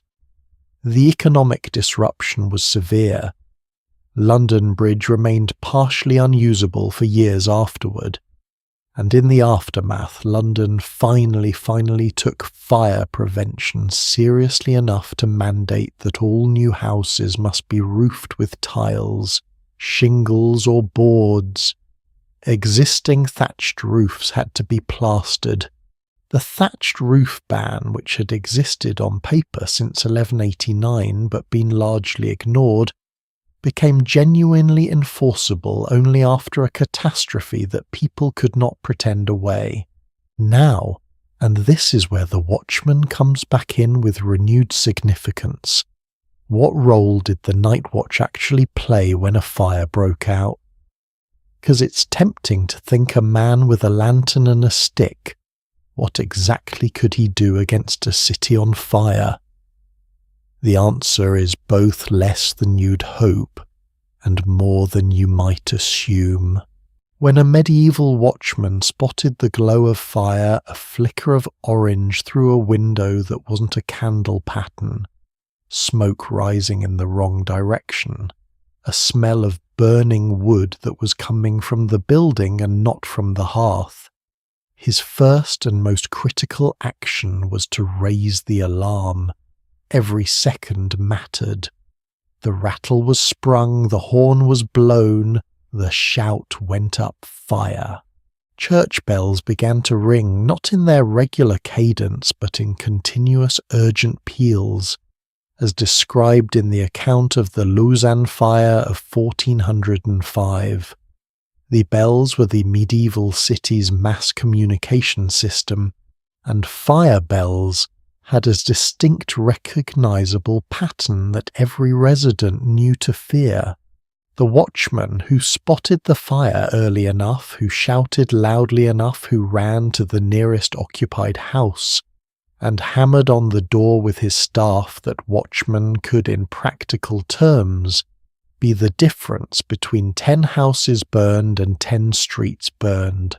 Historical records from London confirm that every parish church was required to maintain firefighting equipment specifically for this eventuality: long ladders, leather buckets, axes and fire hooks, long-poled implements designed to pull apart burning structures and create gaps that the fire could not jump. 1,000 night watchmen, by the account of Wikipedia's entry on the Great Fire of 1666, patrolled London streets in the period before the fire. Their primary duty was to watch for fire, and the procedures for dealing with it, the bucket chains, the demolition of buildings to create fire breaks, The coordinated civilian response were practiced and understood. The problem, as the Great Fire of 1666 demonstrated in the most catastrophic way possible, was when the alarm came too late. Have you ever wondered why the Great Fire of 1666 burned for 4 days, destroying so much of the city, when people knew the city was at risk and had procedures to fight fires? Part of the answer is genuinely maddening when you read it in the historical record. When the fire was still small in those first critical hours of early Sunday morning, the parish constables arrived and correctly assessed that neighbouring houses needed to be demolished immediately to create a fire break. The residents refused. They didn't want their homes torn down. And then Lord Mayor Sir Thomas Bloodworth was summoned from his bed to authorise the demolitions. He arrived, looked at the fire and famously said, and this is a direct historical quotation, that a woman could extinguish it with her water. He went back to bed. By the time large-scale demolitions were finally ordered hours later, the wind had turned the bakery fire into a firestorm that was consuming buildings faster than any demolition effort could keep pace. The watchman who first spotted the fire, or whoever it was who first raised the alarm, had done their part. The failure was not in the watching, the failure was in the response. And that distinction matters because it speaks to something genuinely important about what the watchman could and could not do. He could see, he could shout, he could run. What he could not do was make the Lord Mayor get out of bed. What strikes me most sitting with all of this is the scale of what rested on the watchman's alertness. Not just his own safety, not just the safety of a few houses, the safety of the entire city, hundreds of years of accumulated wood and cloth and paper and memory packed into streets so narrow, the sun barely reached the ground, rested on whether one tired, underpaid man in a battered coat happened to be looking in the right direction at the right moment. That asymmetry between the size of the responsibility and the size of the recognition is something that keeps coming back to me in this story. The watchman who spotted the Lausanne fire of 1405 and raised the alarm, we don't know his name. We know the fire happened. We know the tradition of the night watch that grew from it. But the man himself gone. The watchman in Suffolk on the evening of the 10th of July 1212, if there was one, and there may have been, the records are thin, we know nothing about him either. Did he see the first smoke? Did he raise the alarm in time to save some lives? Even if not all, we cannot know. What we know is what fire did when no one stopped it early. And that knowledge is precisely why the watch existed, and why for centuries from one generation to the next, someone agreed to do it. I want to leave you with one small specific image that I think captures something profound about Fire the Night Watch and the medieval city's relationship with its own fragility. In London, by law, every parish church was required to hold ladders, leather buckets, and axes in readiness for fire. And beyond that, in the period before the Great Fire of 1666, it was the custom, in hot, dry weather, for householders to leave buckets of water outside their front doors overnight, just sitting there, on the doorstep, in the dark. Not because anyone told them to do it every single night, but because they understood in that deep and wordless way that people understand the things that can end them, that the street outside was only as safe as everyone's collective vigilance. The bucket on the doorstep, the watchman on his rounds, the fire hooks in the church porch, the bells ready to ring. It was in its way a city holding its own breath, and in the middle of all that collective anxiety moving slowly through the dark with his small flame was the watchman, the one person for whom that anxiety was a job description, the one person for whom fire was not a background fear but a primary task to see it, before it grew to shout, before it spread to run toward the thing that everyone else ran away from. Not a hero in any formal sense, but perhaps the closest thing to one that most medieval residents would ever see with their own eyes. And yet here is the honest, uncomfortable truth that the historical record also tells us the watchman was also sometimes human in exactly the ways that made this terrifying. He got tired. He ducked into a tavern on a cold night. He fell asleep in his watchbox. He missed things. And what happened when the watchman missed things, when the fire wasn't spotted early, when the crime wasn't prevented, when the darkness was left genuinely unguarded, is a story that history has told with rather brutal honesty. The medieval city's relationship with its night watch was never simple admiration. It was something far more complicated, far more contentious, and in many ways far more honest about human nature. The story of corruption, incompetence, ridicule, and the messy, complicated truth of what actually happened when the watchman failed, or when he simply chose not to try very hard, is where this journey takes us next. There's a story I want to tell you, a very specific, very real, very documented story from London in the year 1641. A watchman named Edward Gardner was escorting a woman named Mary Taylor through the streets of the city late at night. Mary was what the records call a common night walker, meaning she'd been found on the streets after dark without what the law considered sufficient reason to be there. Gardner was supposed to be taking her to Bridewell, which was London's House of Correction, for exactly this kind of situation. He didn't take her to Bridewell. Instead, he accepted 2 shillings from her to let her go. 2 shillings? That was the going rate apparently for a medieval watchman's conscience. Gardner was brought before the city recorder, one of London's senior legal officials, and the whole sorry transaction became part of the permanent historical record, which means that we sitting here 600 years later know the exact price at which this particular man decided that his duty was optional. 2 shillings. I find that strangely humanizing, actually. Not admirable, but human. He was underpaid, exhausted, and someone offered him what probably amounted to a significant portion of a night's wage to look the other way. He looked the other way. He wasn't unique, not even close. Let me lay out the full picture, because I think the reality of medieval night watch corruption is far more interesting and more nuanced than simple condemnation.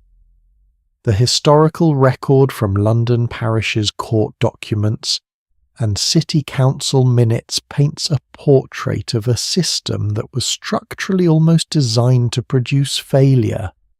Consider the basic arithmetic of the situation. A watchman earned, when he was finally being paid at all, around £13 a year, and that formal salary system didn't even exist in most of England until the 18th century. For most of the medieval period, large portions of the watch were either completely unpaid volunteers serving their rotation, or men paid so irregularly and so poorly that the money barely covered the cost of staying warm through the night. Meanwhile, the city expected these same men to enforce morality, prevent crime, catch thieves, detect fires, and generally maintain the order of an entire neighborhood alone or in pairs from 9 at night to sunrise, without backup, without training, without any reliable means of summoning help faster than shouting and spinning a wooden rattle. And when things went wrong, when crime continued despite the watch, when a fire spread before the alarm was raised, it was always the watchman who got blamed, not the parish that refused to fund the watch properly, not the city council that set quotas based on ancient tradition rather than actual need, not the wealthy householders who had paid deputies to take their rotation and hired the cheapest man available, the watchman. Daniel Defoe. Yes, the Daniel Defoe who wrote Robinson Crusoe wrote 4 separate pamphlets attacking the inadequacy of London's night watch. He called for the force to be composed of, and I'm using the actual historical phrasing here, stout, able-bodied men, and of those a sufficient number. That description tells you everything you need to know about what he was actually seeing on the streets. Men who were not stout, not able-bodied, and certainly not sufficient in number. The critic Patrick Colquhoun, writing about the watch system at the turn of the 19th century, was even more blunt. He argued pointedly that the old and infirm were thus employed to keep them out of the workhouse. Read that again slowly. The old and infirm were employed as night watchmen, not because they were suited for the work, but because it was cheaper than giving them poor relief. The medieval and early modern city had essentially created a welfare program for its most vulnerable citizens and disguised it as a law enforcement force. There is something almost impressively cynical about that, and something genuinely sad about it at the same time. But here's what I find myself most fascinated by, and this is the part that doesn't get talked about enough. The corruption of the medieval watchman was often not the spectacular brazen corruption of a powerful person shamelessly abusing authority. It was the small, tired corruption of someone who simply had nothing left to give. Consider the group of London watchmen in 1617, an actual documented incident from city records, who were supposed to be patrolling their beats on a cold night. Instead, they collectively disappeared into what the records call a victualler's house, essentially a food and drink shop, and according to the document stayed there, drinking and taking tobacco all night long. All night. Nobody was watching their streets. Nobody was checking doors or looking for fires or questioning suspicious strangers. The dark was entirely unguarded, and in a different parish in a document from 1609, a city official who was sent to actually inspect the watch discovered that the constables in charge of the night patrol were routinely dismissing their men early in the morning, specifically at the most dangerous hours before dawn, to go home and sleep. The document notes with evident frustration that the greatest part of constables broke up their watches early in the morning at exactly the time when most danger was feared.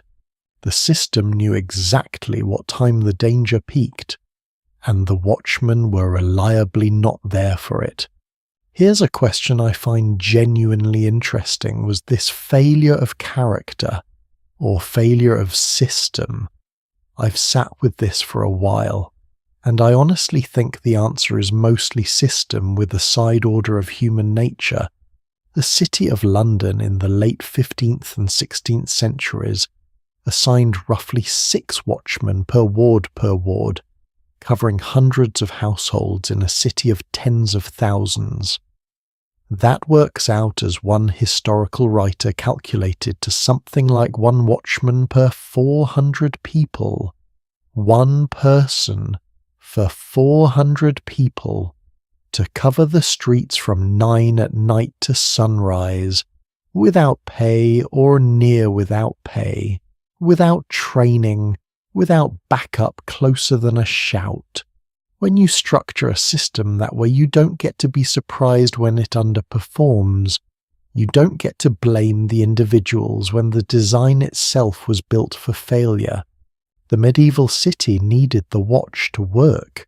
It needed those streets watched. But it was not willing to pay for the watch to actually work. It was not willing to impose genuine professional standards. It was not willing to compensate the men who did the job at anything approaching the level required to attract competent, committed people. What it wanted was security theatre, a moving lantern, a shout every hour, the appearance of order at the lowest possible cost, and that is essentially what it got. And yet, and this is the part I keep coming back to, the part that saves this story from pure cynicism, some watchmen were genuinely surprisingly good at their work. In 1796, 2 watchmen patrolling Hanover Square in London stopped a man named John Wilson who seemed suspicious to them. They brought him before the constable. On searching him, the constable found pewter pots stolen from a pub. John Wilson went to jail. The pub got its property back. 2 watchmen who were by every structural incentive in the world, motivated to do the absolute minimum, did their job properly.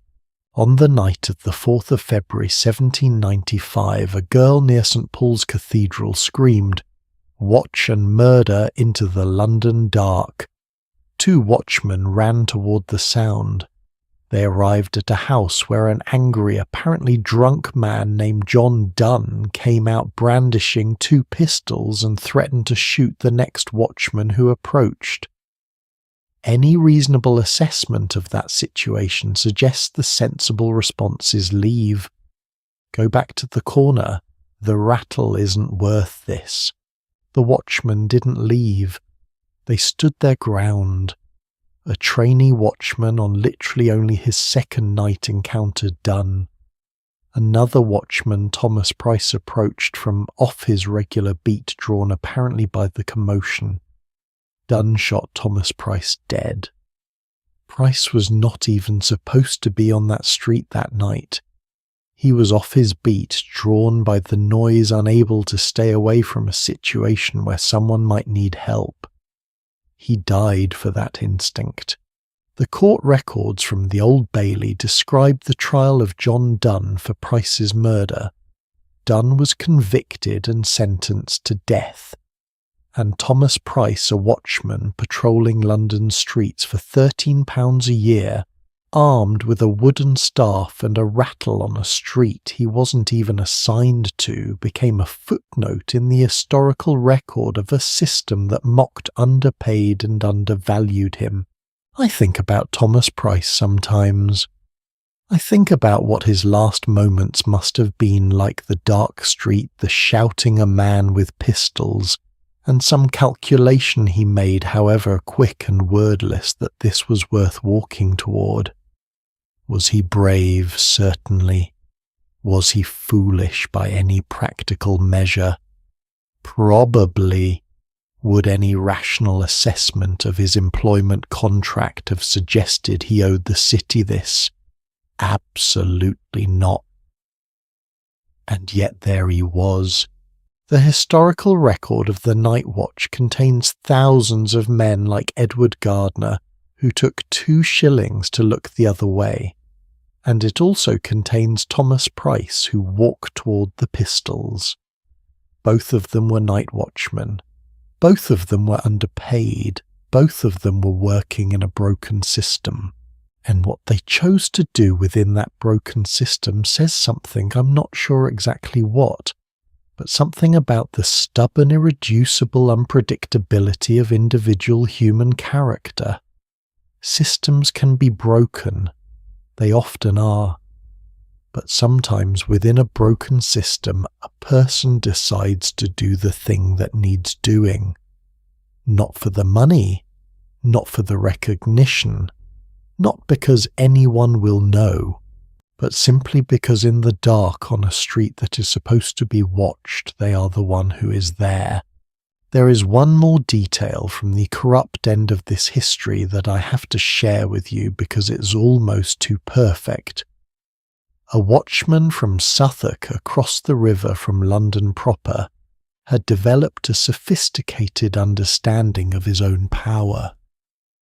When anyone stumbled into his watch caught on the streets after curfew without a good enough reason, ordinary people, travellers, workers coming home late, he would simply demand money from them.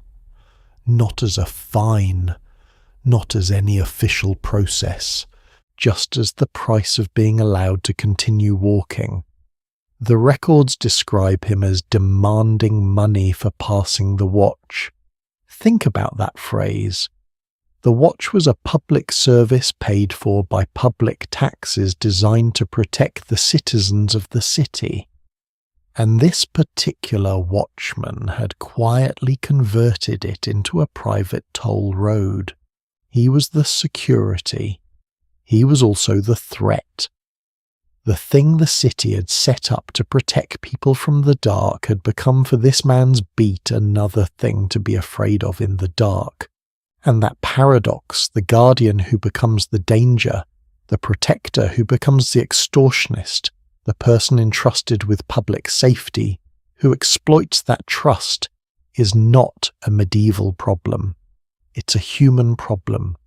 One that every society in every era has wrestled with from the moment it decided to delegate the night to someone else and hope for the best. The medieval city was not naive about this. It knew. The documents complaining about watchmen are as old as the watch itself. The jokes about sleeping incompetent night guards predate Shakespeare by centuries. The reforms, the Acts of Parliament, the new quotas and requirements and rules about who could be employed and at what age and for what wage, all of that represents centuries of a city trying to fix a problem it understood perfectly well. It just never quite managed to fix it. And yet here is the thing that keeps pulling me back to these men, corrupt and competent alike. The city that couldn't fix its watchmen couldn't function without them either. Every attempt to eliminate the watch, to reduce its hours, to cut its numbers, every one of those attempts met immediate loud resistance from the people who lived in the streets those watchmen walked. They complained about the noise, they mocked the incompetence, they tipped over the watch boxes for sport, and they absolutely refused to let the watch go.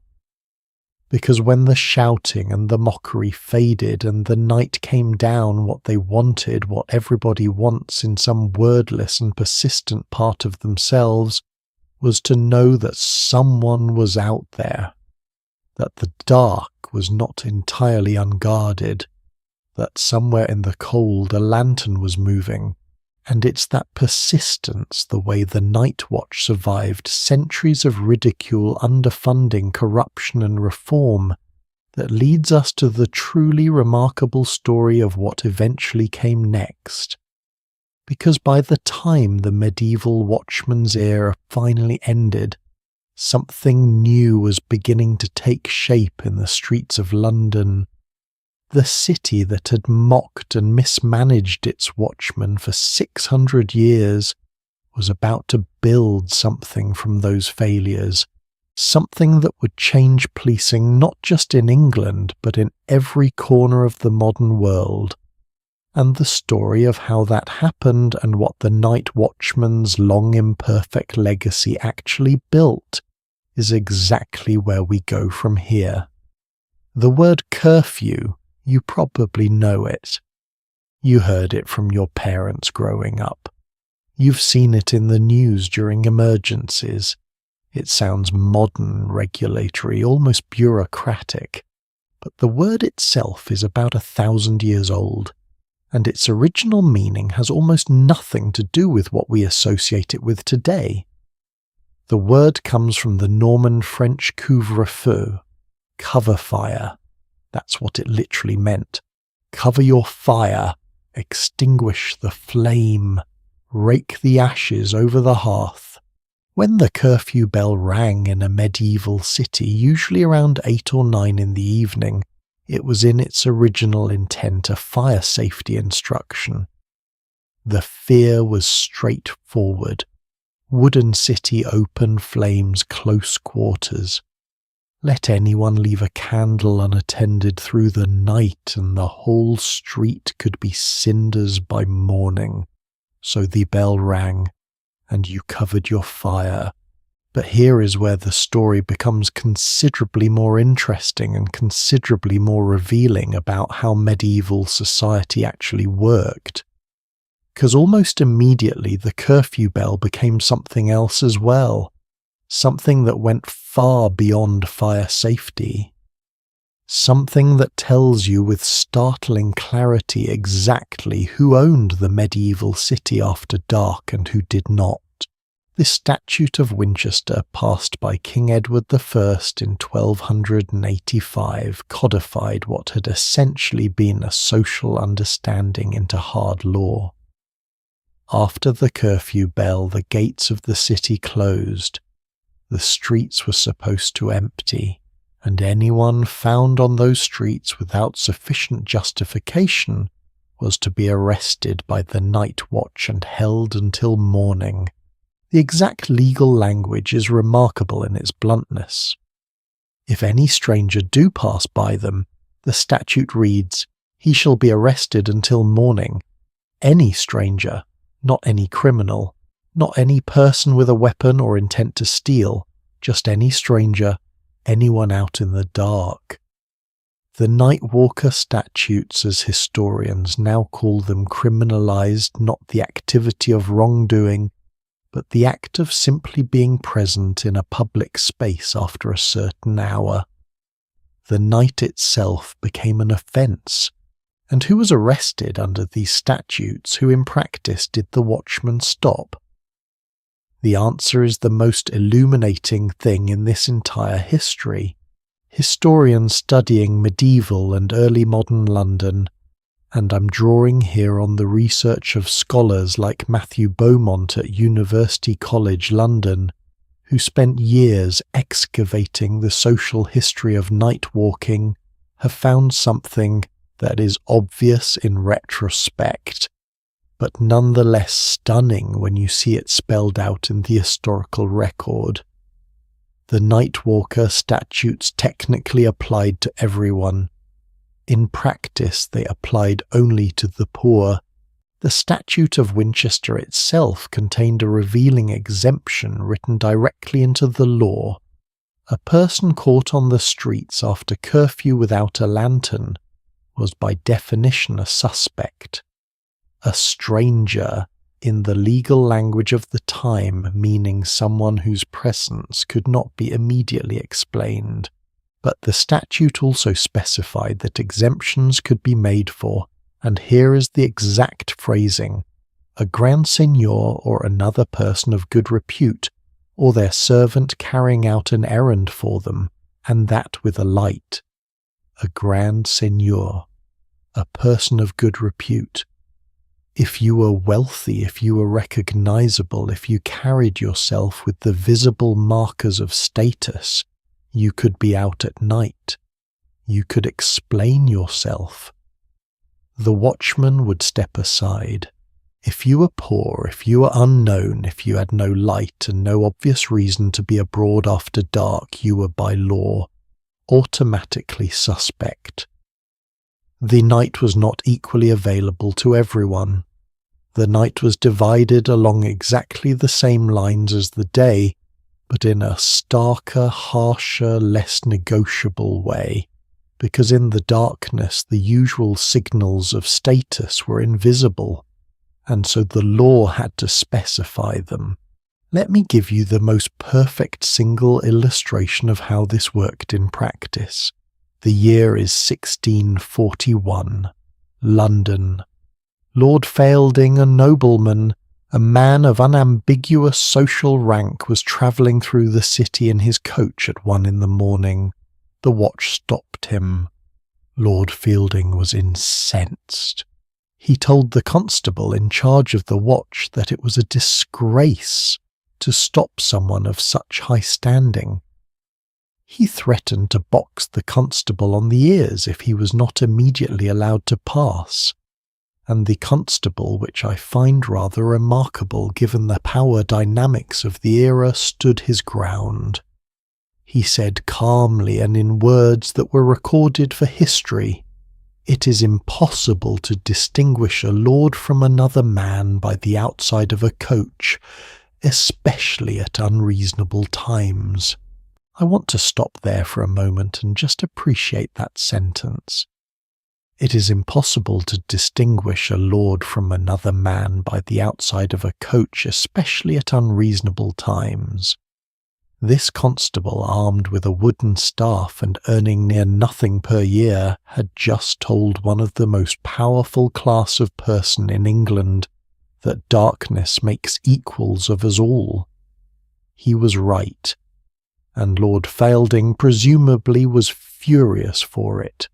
Now compare that story, the insulted nobleman, the small moment of dark street equality, with what was happening on those same nights to the people at the other end of the social scale. The common night walker in medieval and early modern London was a legal category that, as historians have traced, encompassed the poorest, most vulnerable people in the city.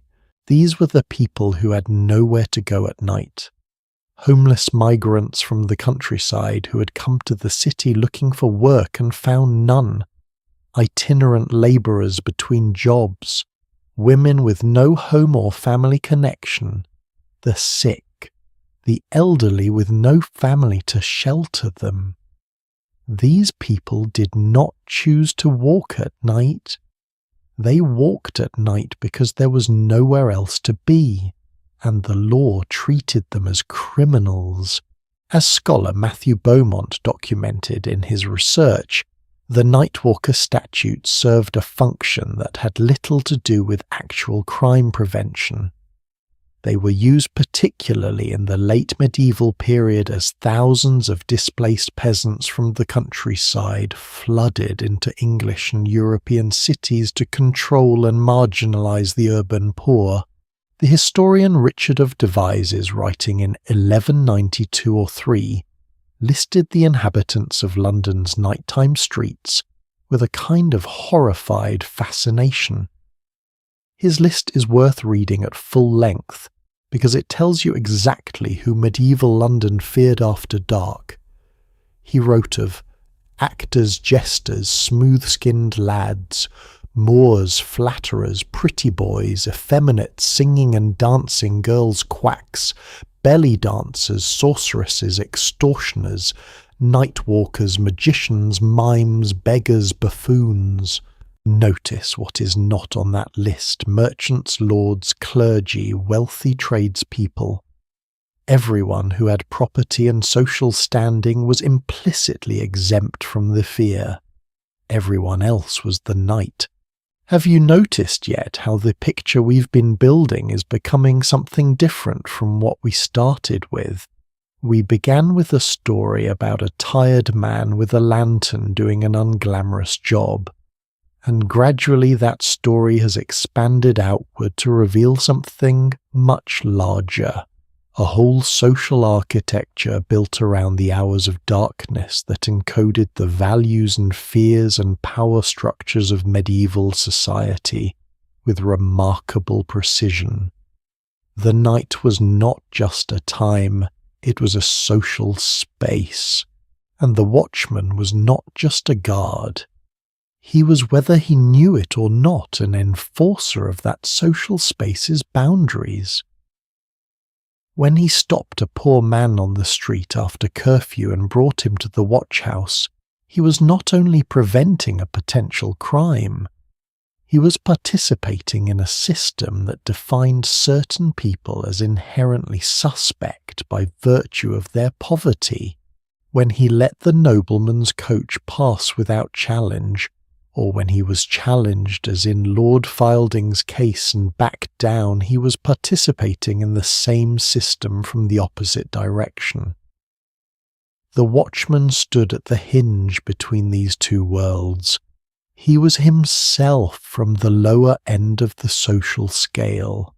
He was underpaid and under-respected.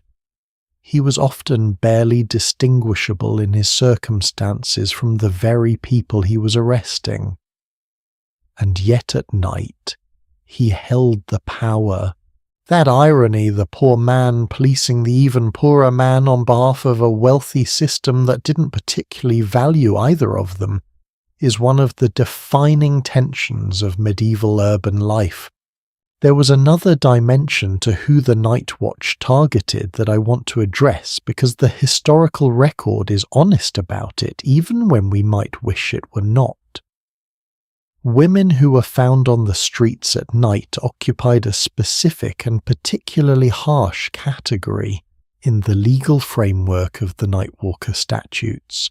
The phrase common night walker, which as we've established originally applied equally to men and women found abroad without justification after curfew, had by the later medieval period become increasingly synonymous, specifically with female street presence.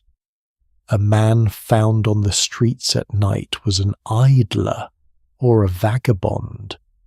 A woman found on the streets at night was assumed to have only one possible reason for being there.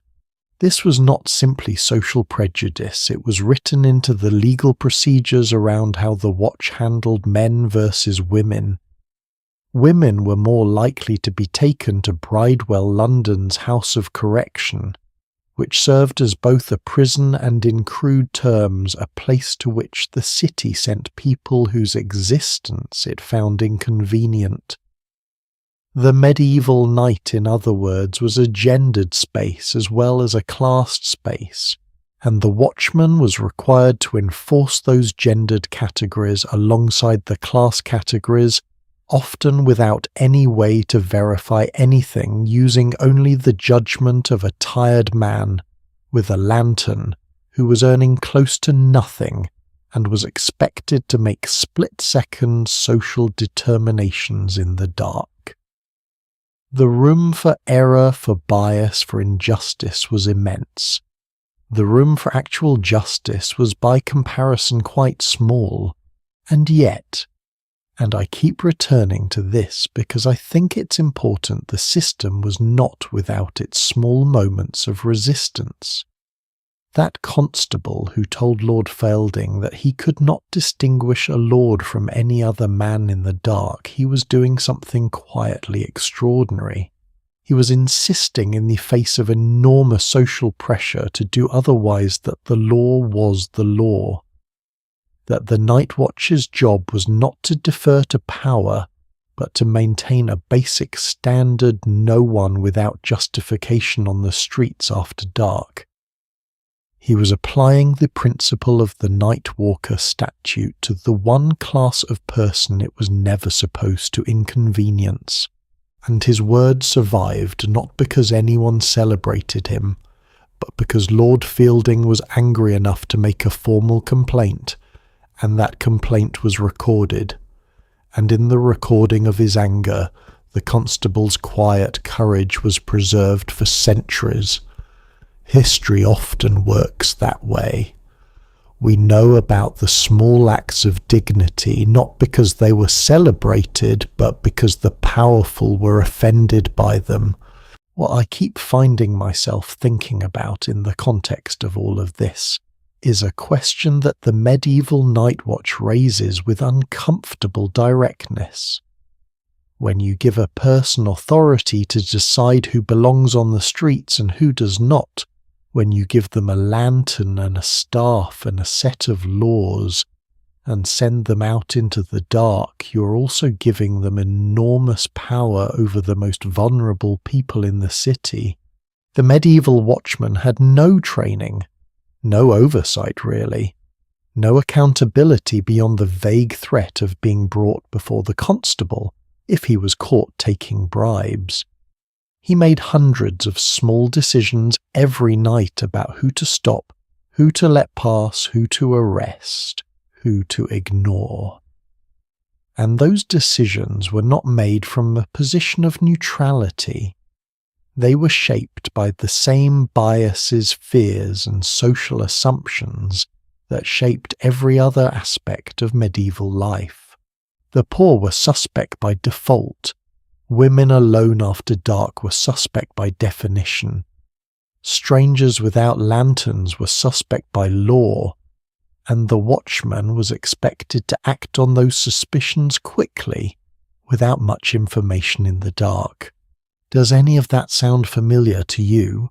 I'm not going to push that comparison too far because history is not a simple morality lesson, and the medieval night watch operated in a context radically different from anything modern. But I do think there's something worth sitting with in the observation that the questions the medieval watchman's role raises about the relationship between security and freedom, about who the law protects and who it polices, about the difference between the law as written and the law as practiced, are not questions that history has answered. They are questions that every society that has tried to create public order has had to wrestle with in every era, in every language. The medieval city grappled with them in the dark, with a man holding a lantern, trying to make sense of a world that gave him enormous responsibility and almost no resources to fulfill it. 600 years later, cities around the world are still grappling with versions of the same problem. The details have changed. The fundamental tension has not.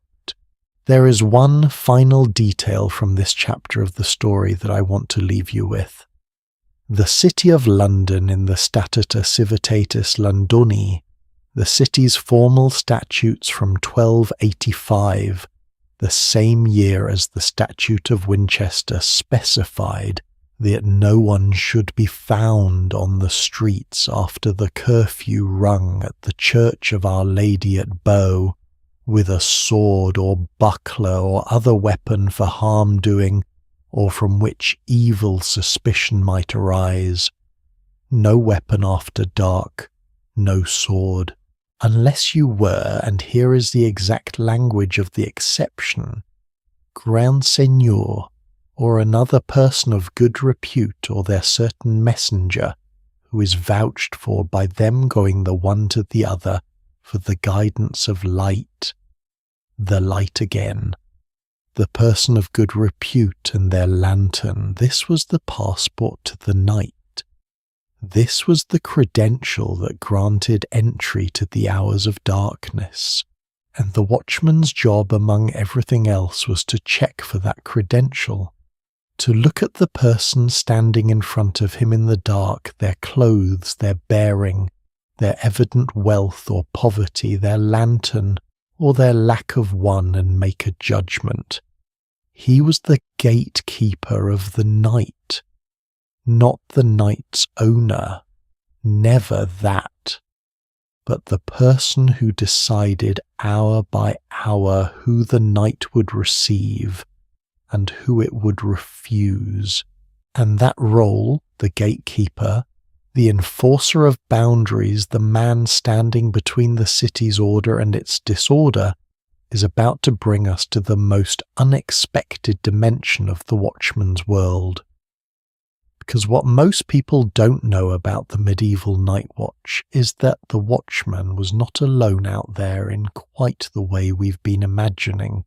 The night, it turns out, had its own economy, its own population, its own social world that existed in the hours between sunset and sunrise, entirely parallel to the daytime city, and in many ways far more revealing of what that city truly was. And the watchman at the centre of it all saw every bit of it. Picture the medieval city at 2 a.m. You've heard us describe the darkness, the narrow streets, the silence broken only by a distant dog, the creak of a shutter, the footsteps of the watchman. But here is the part we haven't told you yet. The medieval night was not empty.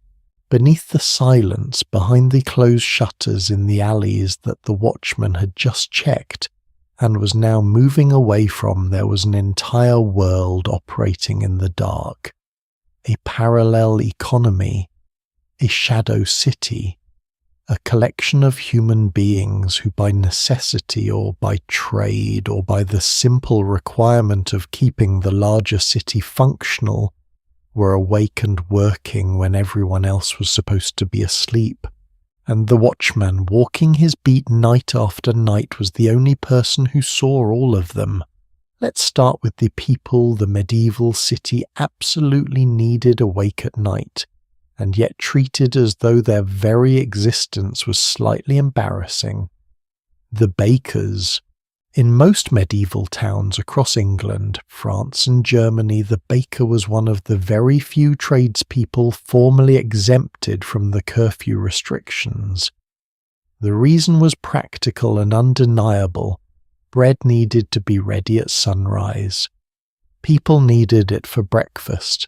They needed it the moment the market opened. And bread, with its rising time and its baking time, required the baker to start work long before the sun came up. The World History Encyclopedia documents this clearly. In order for fresh bread to be available in the mornings, bakers were one of the few tradesmen formally permitted to work at night. So while the rest of the city slept and while the watchman walked his rounds enforcing the curfew, the bakers were awake. Their ovens were burning carefully, mind you, with all the consciousness of fire risk that a medieval city demanded their fires, producing the warmth and light and smell of fresh bread in streets that were otherwise cold and dark and silent. There is something I find almost unbearably lovely about that image.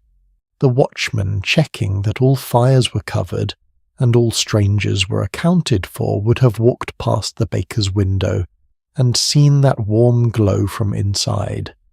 He would have smelled the bread. He might have recognized it as legitimate. The baker's exemption was known and walked on. Or if historical accounts of watchmen are any guide, he might have knocked and asked if there was any spare.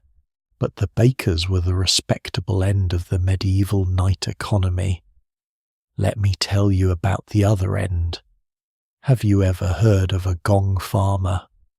No, not a type of musical instrument. Something considerably less glamorous than that.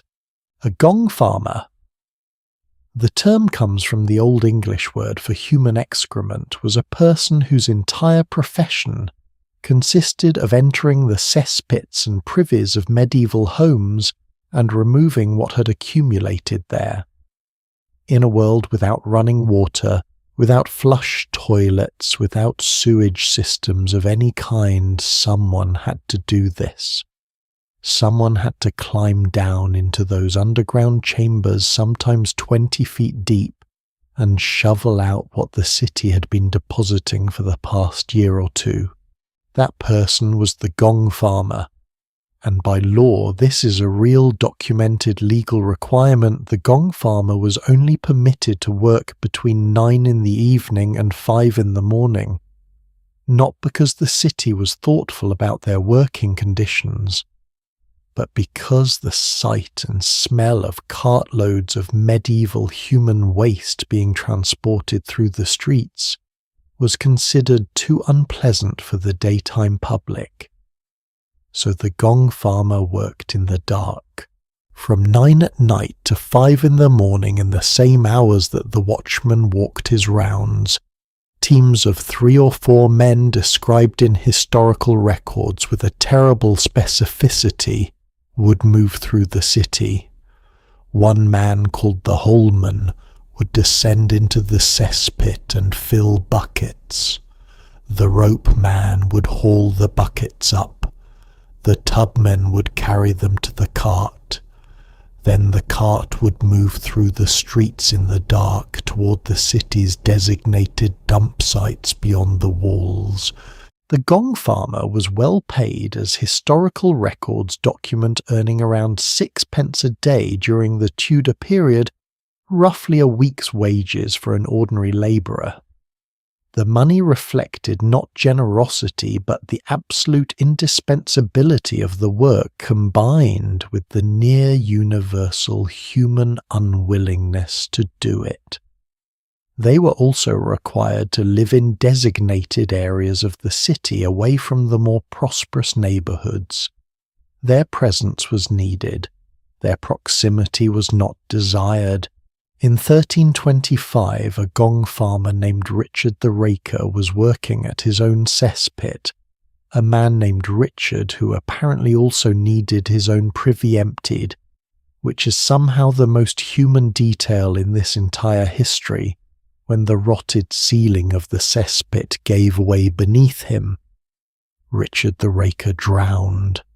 The historical records note this matter-of-factly without particular ceremony, but I find myself thinking about Richard the Raker in the context of the Watchman's world.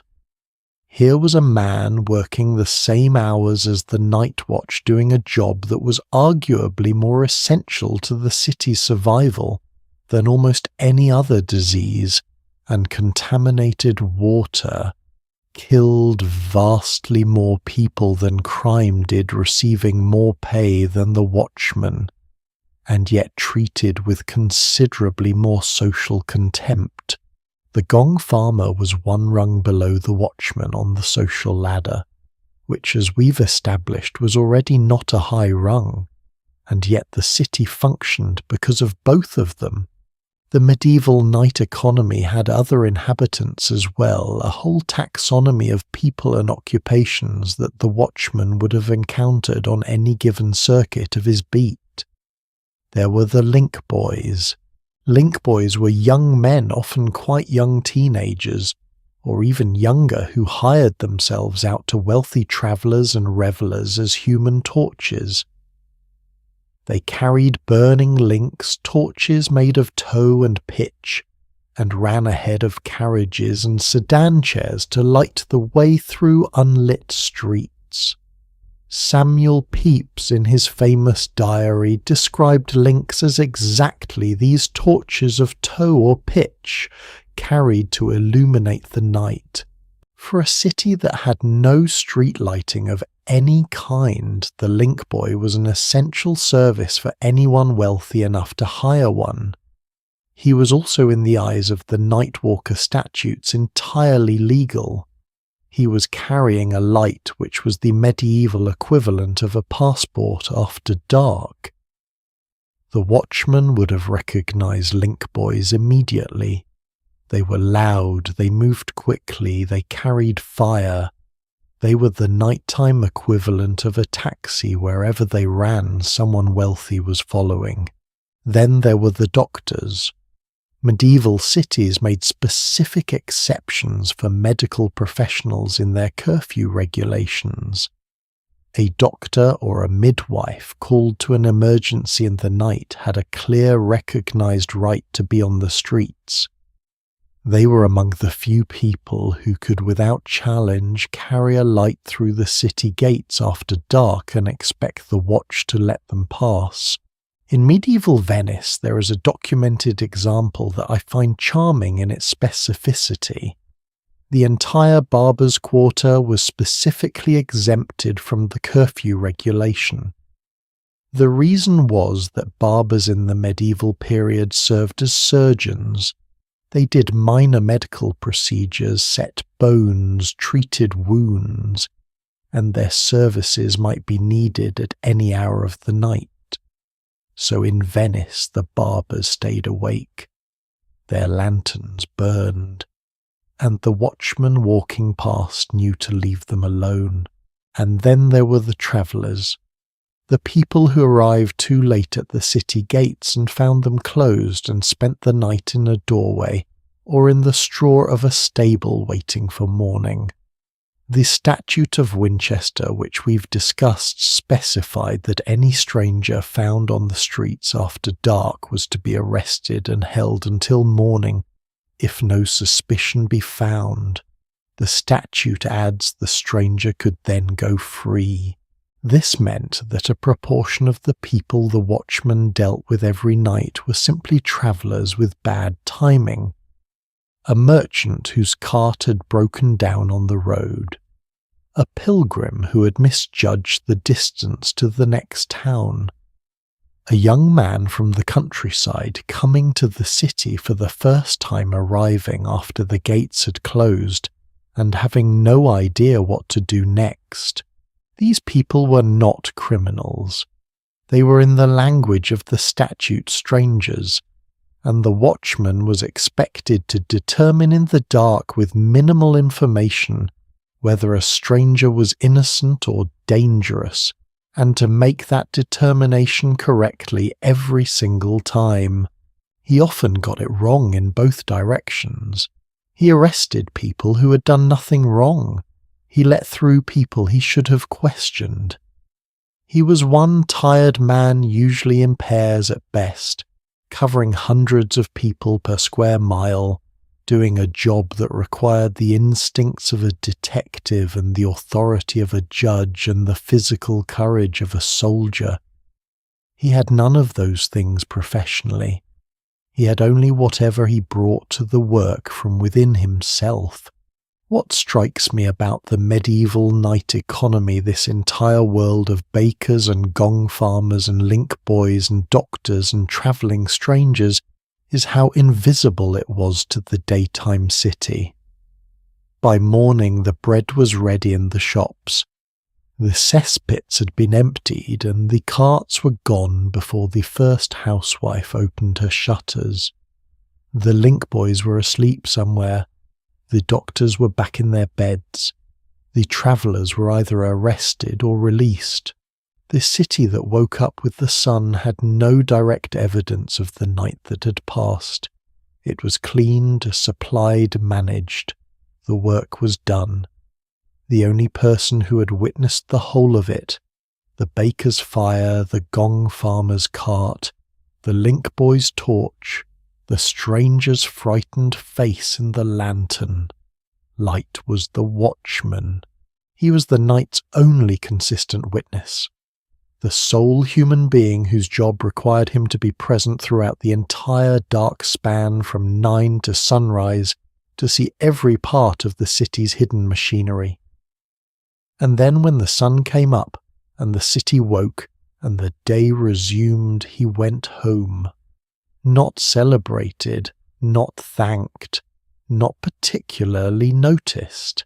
He had done his job, and the city entirely unconsciously continued on.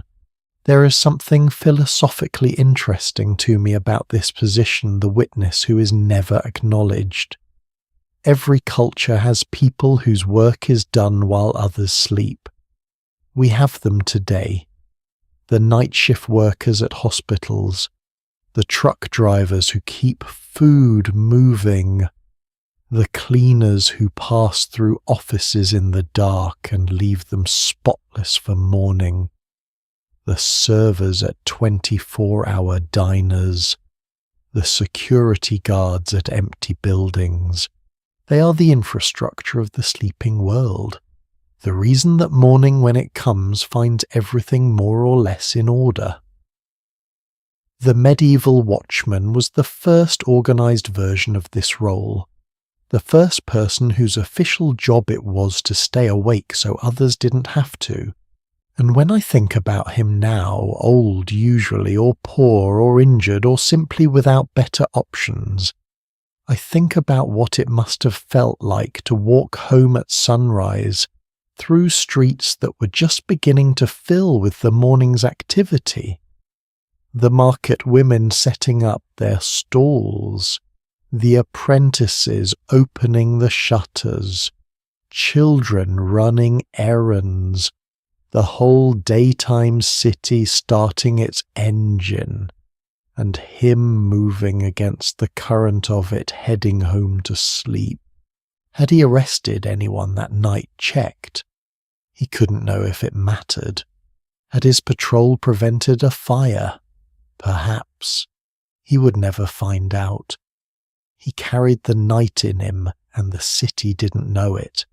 The people he had watched over the baker, the gong farmer, the link boy's employer, the travelling merchant now released from the watch house, they were already absorbed back into their daily lives. None of them thought about the Watchmen, but all of them, whether they knew it or not, had been held in place by the thin, imperfect net of his attention through the hours when the city was at its most vulnerable. And that brings us to the extraordinary thing that eventually grew out of this system, the thing that those 6 centuries of watchmen made possible without ever knowing they were building it. Because the story of the medieval night watch does not end with the watch itself. It ends, or rather it transforms into something that changed the way every city on earth thinks about law and order, and the relationship between the individual and the state. The story of how the watchman became the police officer, how the wooden staff became a badge, how the 6-man rotation became Scotland Yard, and that transformation which began in the streets of 18th century London and eventually swept around the entire world, that story is exactly where we go next. Something extraordinary happened in London in the year 1748. A man sat down at his desk in a house on Bow Street in the Covent Garden district and decided that enough was enough. His name was Henry Fielding. You may know him as the author of Tom Jones, one of the most celebrated novels in the English language, written just a year later. But before he was a novelist, Henry Fielding was a magistrate. And as a magistrate in the middle of the 18th century, he saw every day what the medieval system of night watchmen had failed for 6 centuries to fix. London in 1748 was a city coming apart at the seams. The population had ballooned to nearly 1 million people.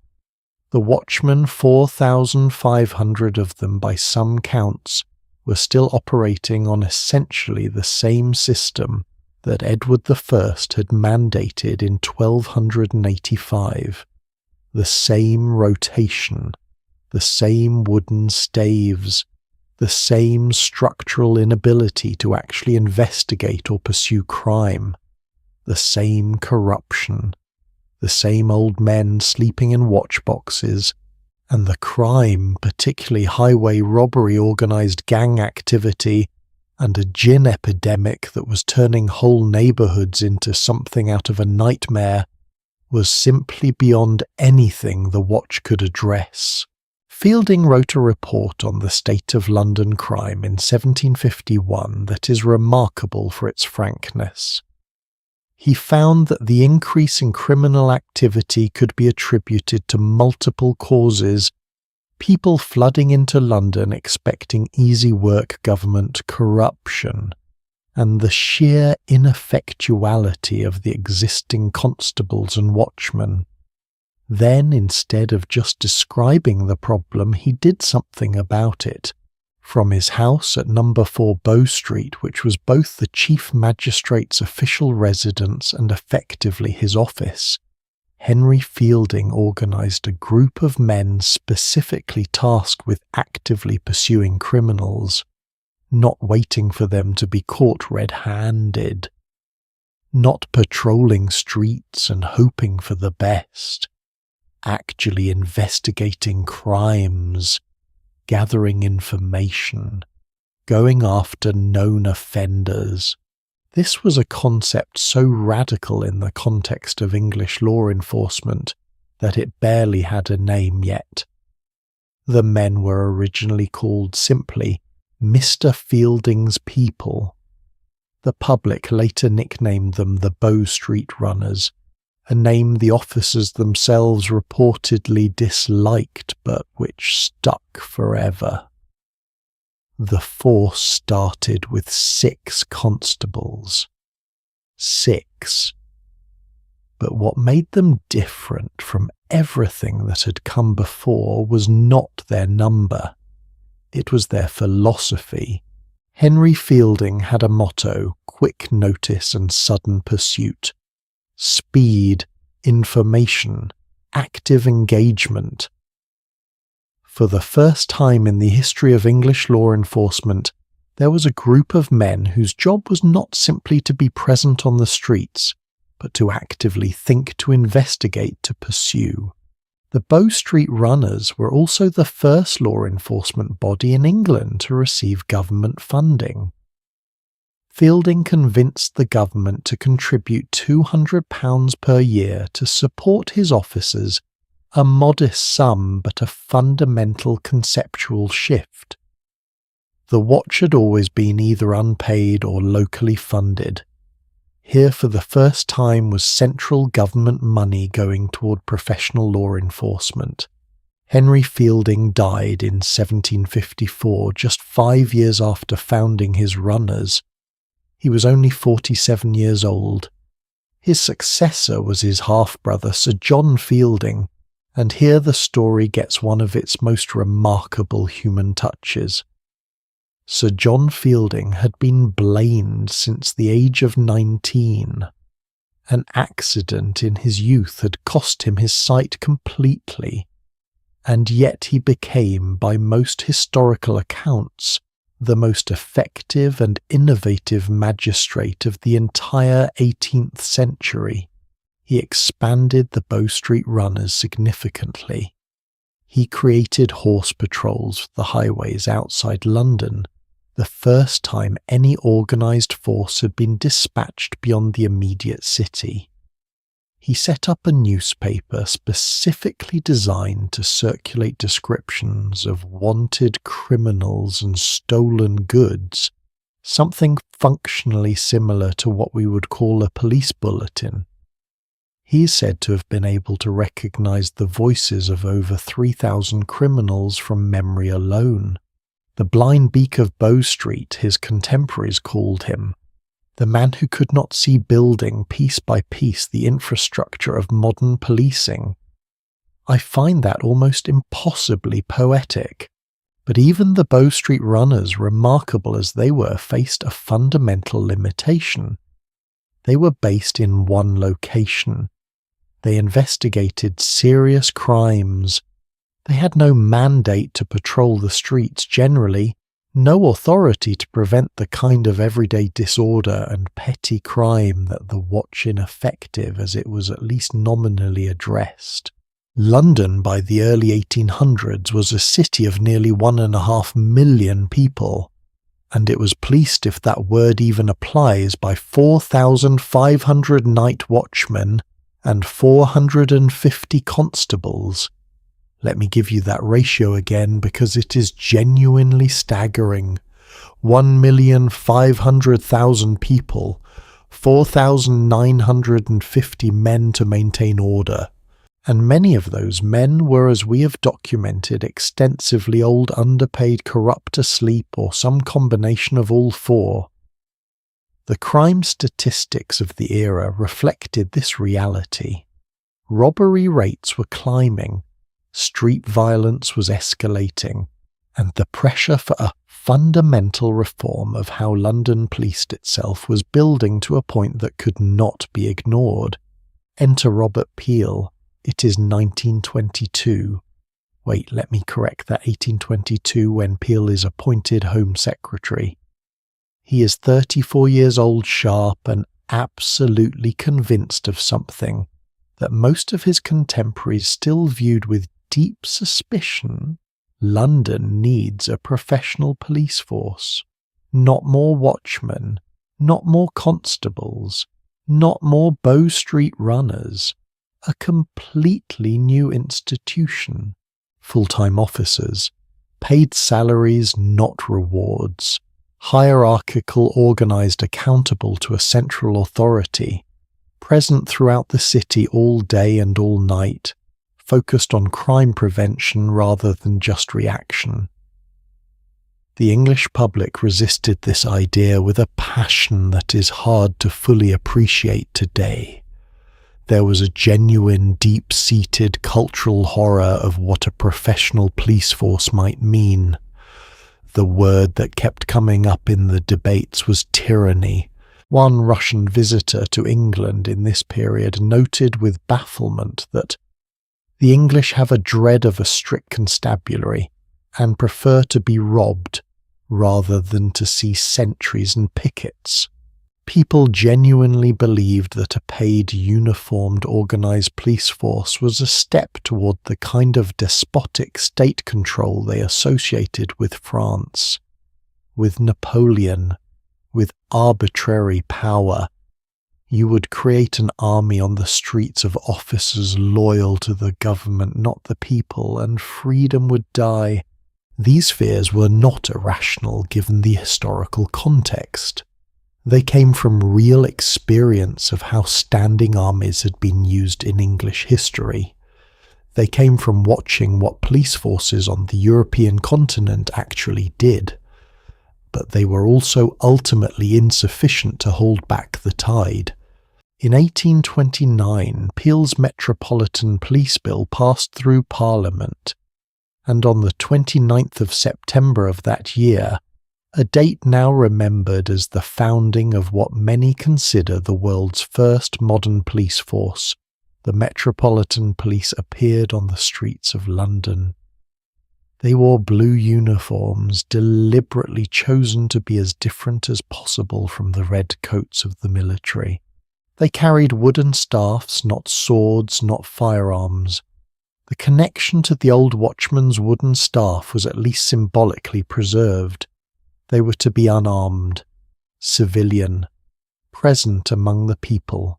The force launched with 8 superintendents, 20 inspectors, 88 sergeants and 895 constables, organised into 17 separate divisions across the city, and the first constable appointed under the new force. He was sacked for drunkenness within 4 hours. Some things apparently require more than one generation to change. The public reaction to the new police was, to put it charitably, mixed. The officers were immediately nicknamed Bobbies and Peelers after Robert Peel. The friendly version was Bobbies. The less friendly version was Blue Locusts, a term that appeared in pamphlets distributed in the streets of London warning that the new force represented government tyranny dressed up in blue. Anti-police handbills circulated throughout the city. There were attacks on officers. In 1833, a police constable named Robert Cully was killed during a confrontation with protesters, and a coroner's jury returned a verdict of justifiable homicide. The jury essentially said you had it coming. It took years, more than a decade by most accounts, before public opinion began to shift. Before the image of the helpful, honest Bobby began to take hold. Before people started to see the Metropolitan Police not as an instrument of oppression, but as a genuine public service. And even then the debate never entirely went away. About what policing was for, about whose interests it served, about the relationship between the officer and the citizen. These are, of course, debates that continue to this day. Here's a question worth sitting with. What exactly did Robert Peel change? Because it's tempting to look at 1829 as a clean break, the medieval watch swept away something entirely new taking its place. But historians of policing have pushed back on that narrative for decades. The truth is considerably more complicated and I think considerably more interesting. When the Metropolitan Police was established, its officers, the new constables, the bobbies, the peelers inherited almost every practical function of the old night watchman. They lit street lamps, they called time, they watched for fires, they reported suspicious activity. They walked Beat's predetermined routes through their assigned neighbourhoods, just as the medieval watchman had walked his. Britannica's account of the early Metropolitan Police notes this directly. Constables also inherited many functions of the watchman, such as lighting street lamps, calling time, watching for fires, and providing other public services. The wooden staff became a truncheon. The lantern was replaced by a bullseye lamp, a more powerful oil lamp that threw a focused beam. The watchbox became a police station. The constable's oath replaced the rotation obligation. But the basic concept, a person on foot walking a fixed route through a neighbourhood present and visible and available throughout the night, was the same concept that had governed the medieval watch since 1285. Robert Peel did not invent the beat constable, he professionalised one, and this is the part of the story that I find most quietly extraordinary. The 6 men who stood watch over a medieval English town in 1286, serving their rotation, carrying their lanterns, calling the hours, checking doors, looking for fires, stopping strangers after dark, those men were the direct ancestors of the uniformed officer you would see walking a neighbourhood today. Not symbolically, not metaphorically, structurally, institutionally, in terms of the actual practices, functions, and underlying philosophy of what they were doing. The medieval night watch was not replaced by something entirely new. It was refined, professionalized, funded, uniformed, and held accountable. But the fundamental idea, the person present on the streets maintaining order, that idea is 600 years older than Scotland Yard. And the Statute of Winchester of 1285, that document we discussed at the beginning of this journey, the law that first mandated the night watch, specified the number of watchmen per town, and defined the night walker statutes. That statute was on the books of England until 1827. It was repealed not by the Metropolitan Police Act, but by the Criminal Statutes Repeal Act just 2 years before Peel's new force was created. The law that the watchman enforced was 542 years old when it was finally struck from the books. Think about that for a moment.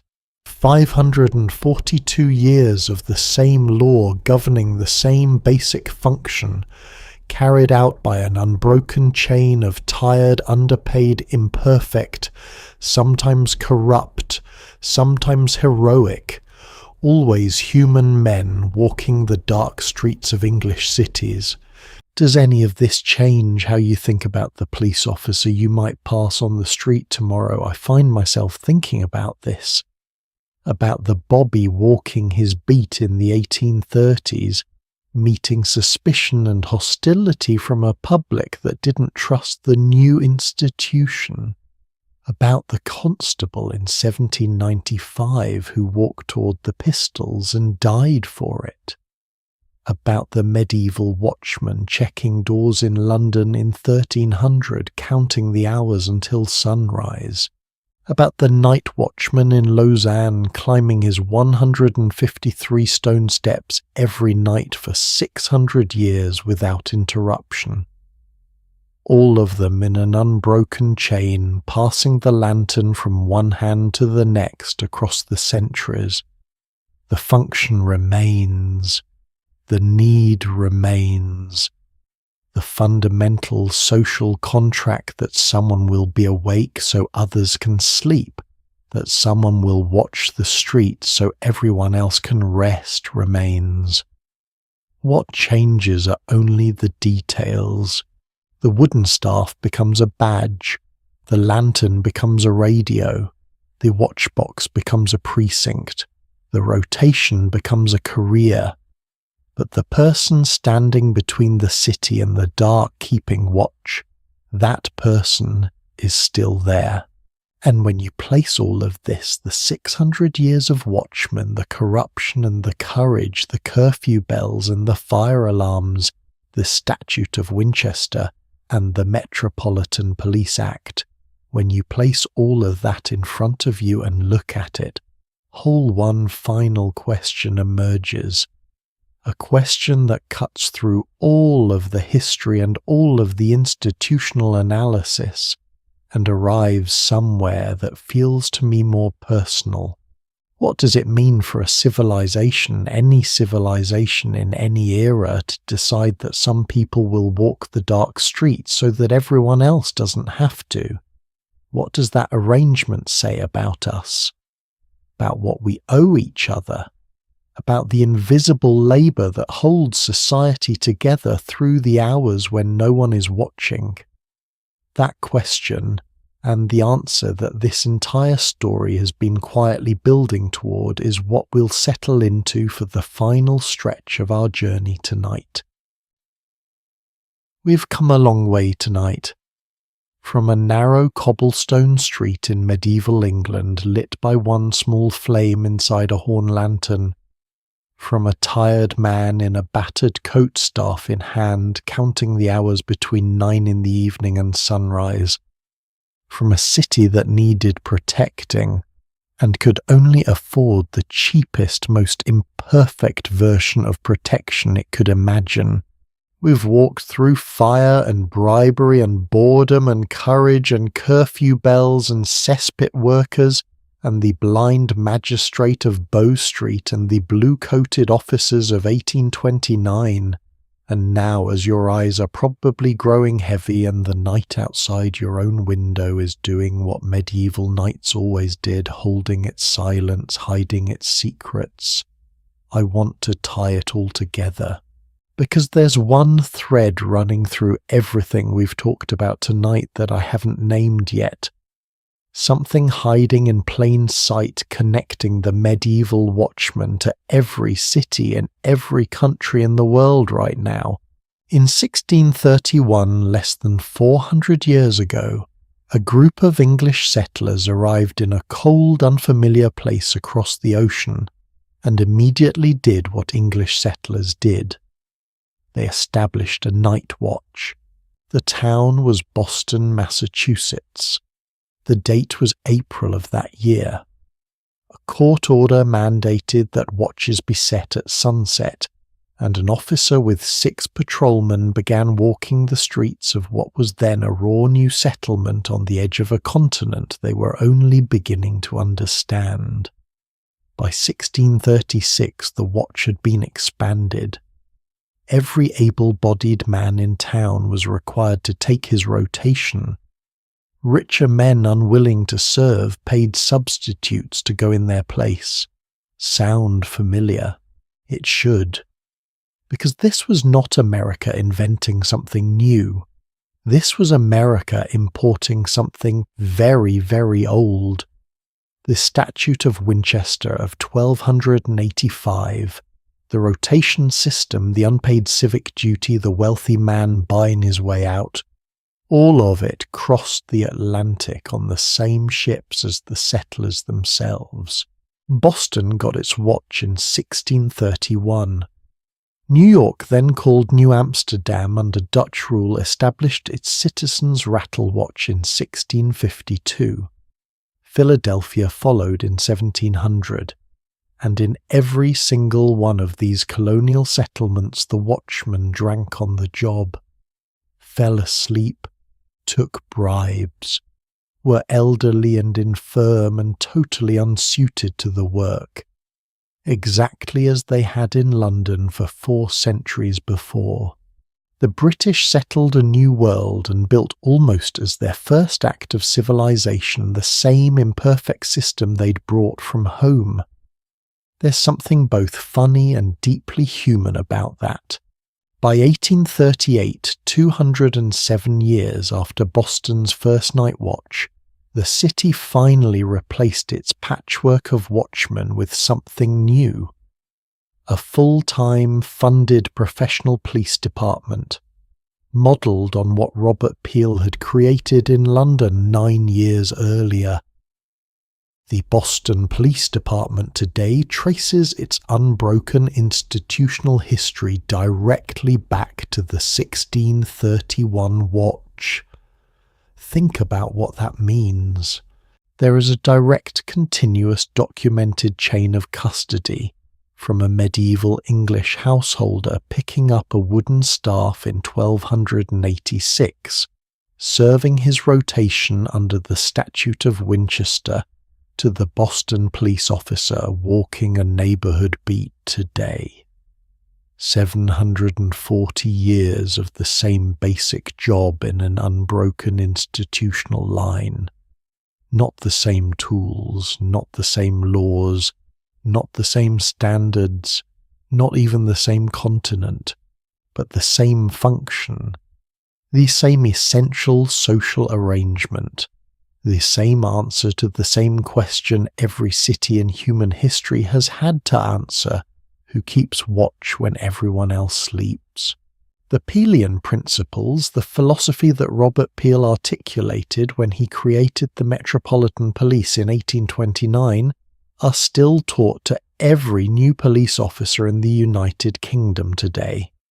Still used as a framework for thinking about what policing is for in cities across the English-speaking world. One principle in particular has always struck me as both remarkably modern and remarkably ancient. It states, "The police are the public, and the public are the police." Officers are citizens in uniform. They police with the consent of the community they serve, not by imposing force from outside it. That principle, the idea that the people who keep order are not a separate class, not a standing army, not an external imposition, but members of the community itself temporarily set apart to serve it, is not something Robert Peel invented in 1829. He inherited it from the medieval watch.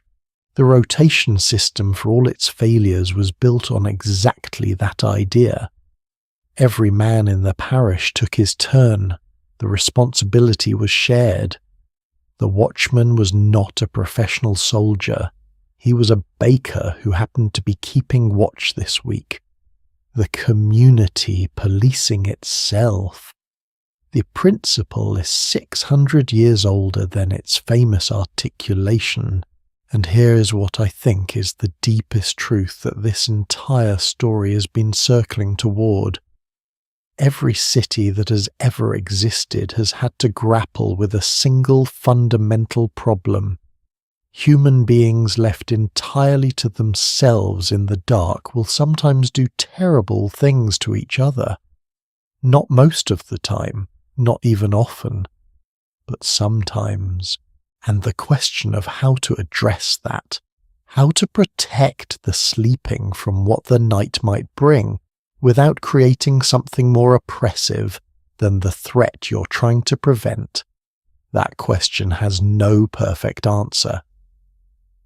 The medieval city tried one answer: an unpaid rotation of ordinary men minimally equipped, carrying the bare minimum of authority and resources. It didn't work perfectly. It worked imperfectly, which is to say it worked after a fashion most of the time for hundreds of years. The modern city has tried other answers: paid professionals, uniforms, ranks, training, technology, accountability structures, more funding, less funding, more officers, fewer officers, community programs, specialized units, None of these have worked perfectly either.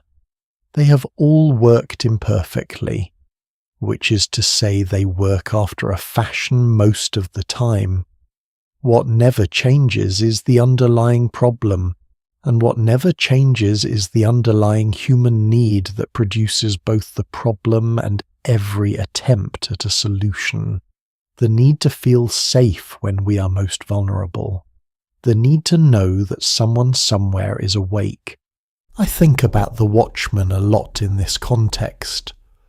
More than perhaps makes sense for a person to think about a medieval civil servant, but there's something in his situation that I find almost unbearably resonant. He was tasked with an impossible job to make a dangerous world safe with completely inadequate resources in the dark alone or nearly so, without training, without meaningful backup for wages that barely covered the cost of staying warm. He was mocked. He was ridiculed. He fell asleep in his watchbox and got tipped over by aristocratic young men who thought it was funny. He took bribes when he was hungry. He dragged himself to work on cold nights when everything in him wanted to stay home. And yet night after night, generation after generation, from the 13th century to the 19th, someone picked up the lantern. Not because the system was good.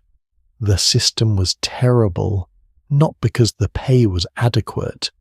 It wasn't. Not because anyone would thank them. They wouldn't. But because without someone carrying that lantern through the dark streets, the city was simply less safe, and someone understood that, and chose imperfectly and humanly and sometimes badly to be that someone. There's a phrase that gets used sometimes in discussions of civic life and public service. You may have heard it in different contexts. The willing suspension of self-interest for the good of the whole. It's usually deployed about heroic figures, soldiers, first responders, people who run toward catastrophe. But I want to apply it tonight to a man most historians don't even bother to name, the anonymous watchman of a medieval English parish, the one who had no good options and chose the least bad one, the one who walked the dark streets and called the hours and checked the doors and hoped that nothing too terrible would happen on his watch. He suspended his self-interest, his desire for sleep, for warmth, for a night off for someone else to do the unpleasant and unrewarding job for the good of the whole. He did it imperfectly. He did it anyway. And here's where it gets personal, and I want you to stay with me for just one more moment before sleep comes. Think about the people in your own city right now. The night shift nurse who has been awake for 11 hours. The truck driver who left at midnight to deliver groceries so the shelves are full when you wake up. The security guard at the empty office building watching screens in a dim room. The dispatcher who takes calls from people at their worst moments. The officer walking a beat in the cold. The paramedic drinking bad coffee in a parking lot waiting. None of them are celebrated. Most of them are underpaid. Some of them are doing their jobs imperfectly for reasons ranging from bad training to broken systems to simple human tiredness. They are in some profound and unbroken sense the direct descendants of the man with the lantern, the function that the medieval city assigned to its least respected, most ridiculed, worst paid worker, the function of staying awake so that everyone else can sleep, is still being performed tonight by people whose names we don't know, in the dark, for wages that don't reflect what the work is worth. That is the legacy of the medieval watchman, not the police force, not the badge, not even the institution, the invisible labour of keeping watch, 700 years ago, a man stepped out of a guardhouse on a cold English night, adjusted the wick on his lantern, and began his rounds. He didn't know he was beginning a tradition that would cross oceans. He didn't know that the system he served would eventually become Scotland Yard and the Boston Police Department, and every city's attempt to answer the same impossible question. He didn't know that 600 years later a person in another century on another continent would lie in a warm bed thinking about him. He just walked, street by street, hour by hour, door by door, calling the time so the sleeping city knew it was safe, holding the light so the darkness was a little less dark, being there so that everyone else could rest. That's where we end tonight, not with a grand historical conclusion, not with a tidy lesson neatly wrapped up, just with that image, a moving light in a dark street, someone awake so you don't have to be. Thank you for being here with me tonight. Genuinely thank you. The fact that you chose to spend these hours listening to a story about a forgotten man with a wooden stick and a candle in a box means more to me than I can say. There are so many things you could have done with these hours, and you spent them in the medieval dark, walking those cobblestone streets alongside a man who history barely remembers. I think that says something beautiful about you. If this journey moved you, if something in it made you see the ordinary people around you a little differently, or made the dark outside your window feel a little less lonely, please leave a comment and tell me. Tell me which part stayed with you. Tell me which person from this story you'll think about next time you see a police officer walking a beat, or hear a siren in the night, or wake at 3 in the morning and lie still in the dark for a moment. And if you've been with me for a while and you haven't subscribed yet, this is the moment. Hit that button.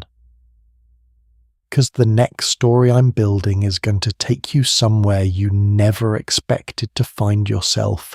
Another ordinary person, another extraordinary world, another forgotten corner of history that turns out to have been shaping your life all along. I can't wait to walk it with you. Until then, rest well. The watch is set. The streets are safe. The light is still moving in the dark.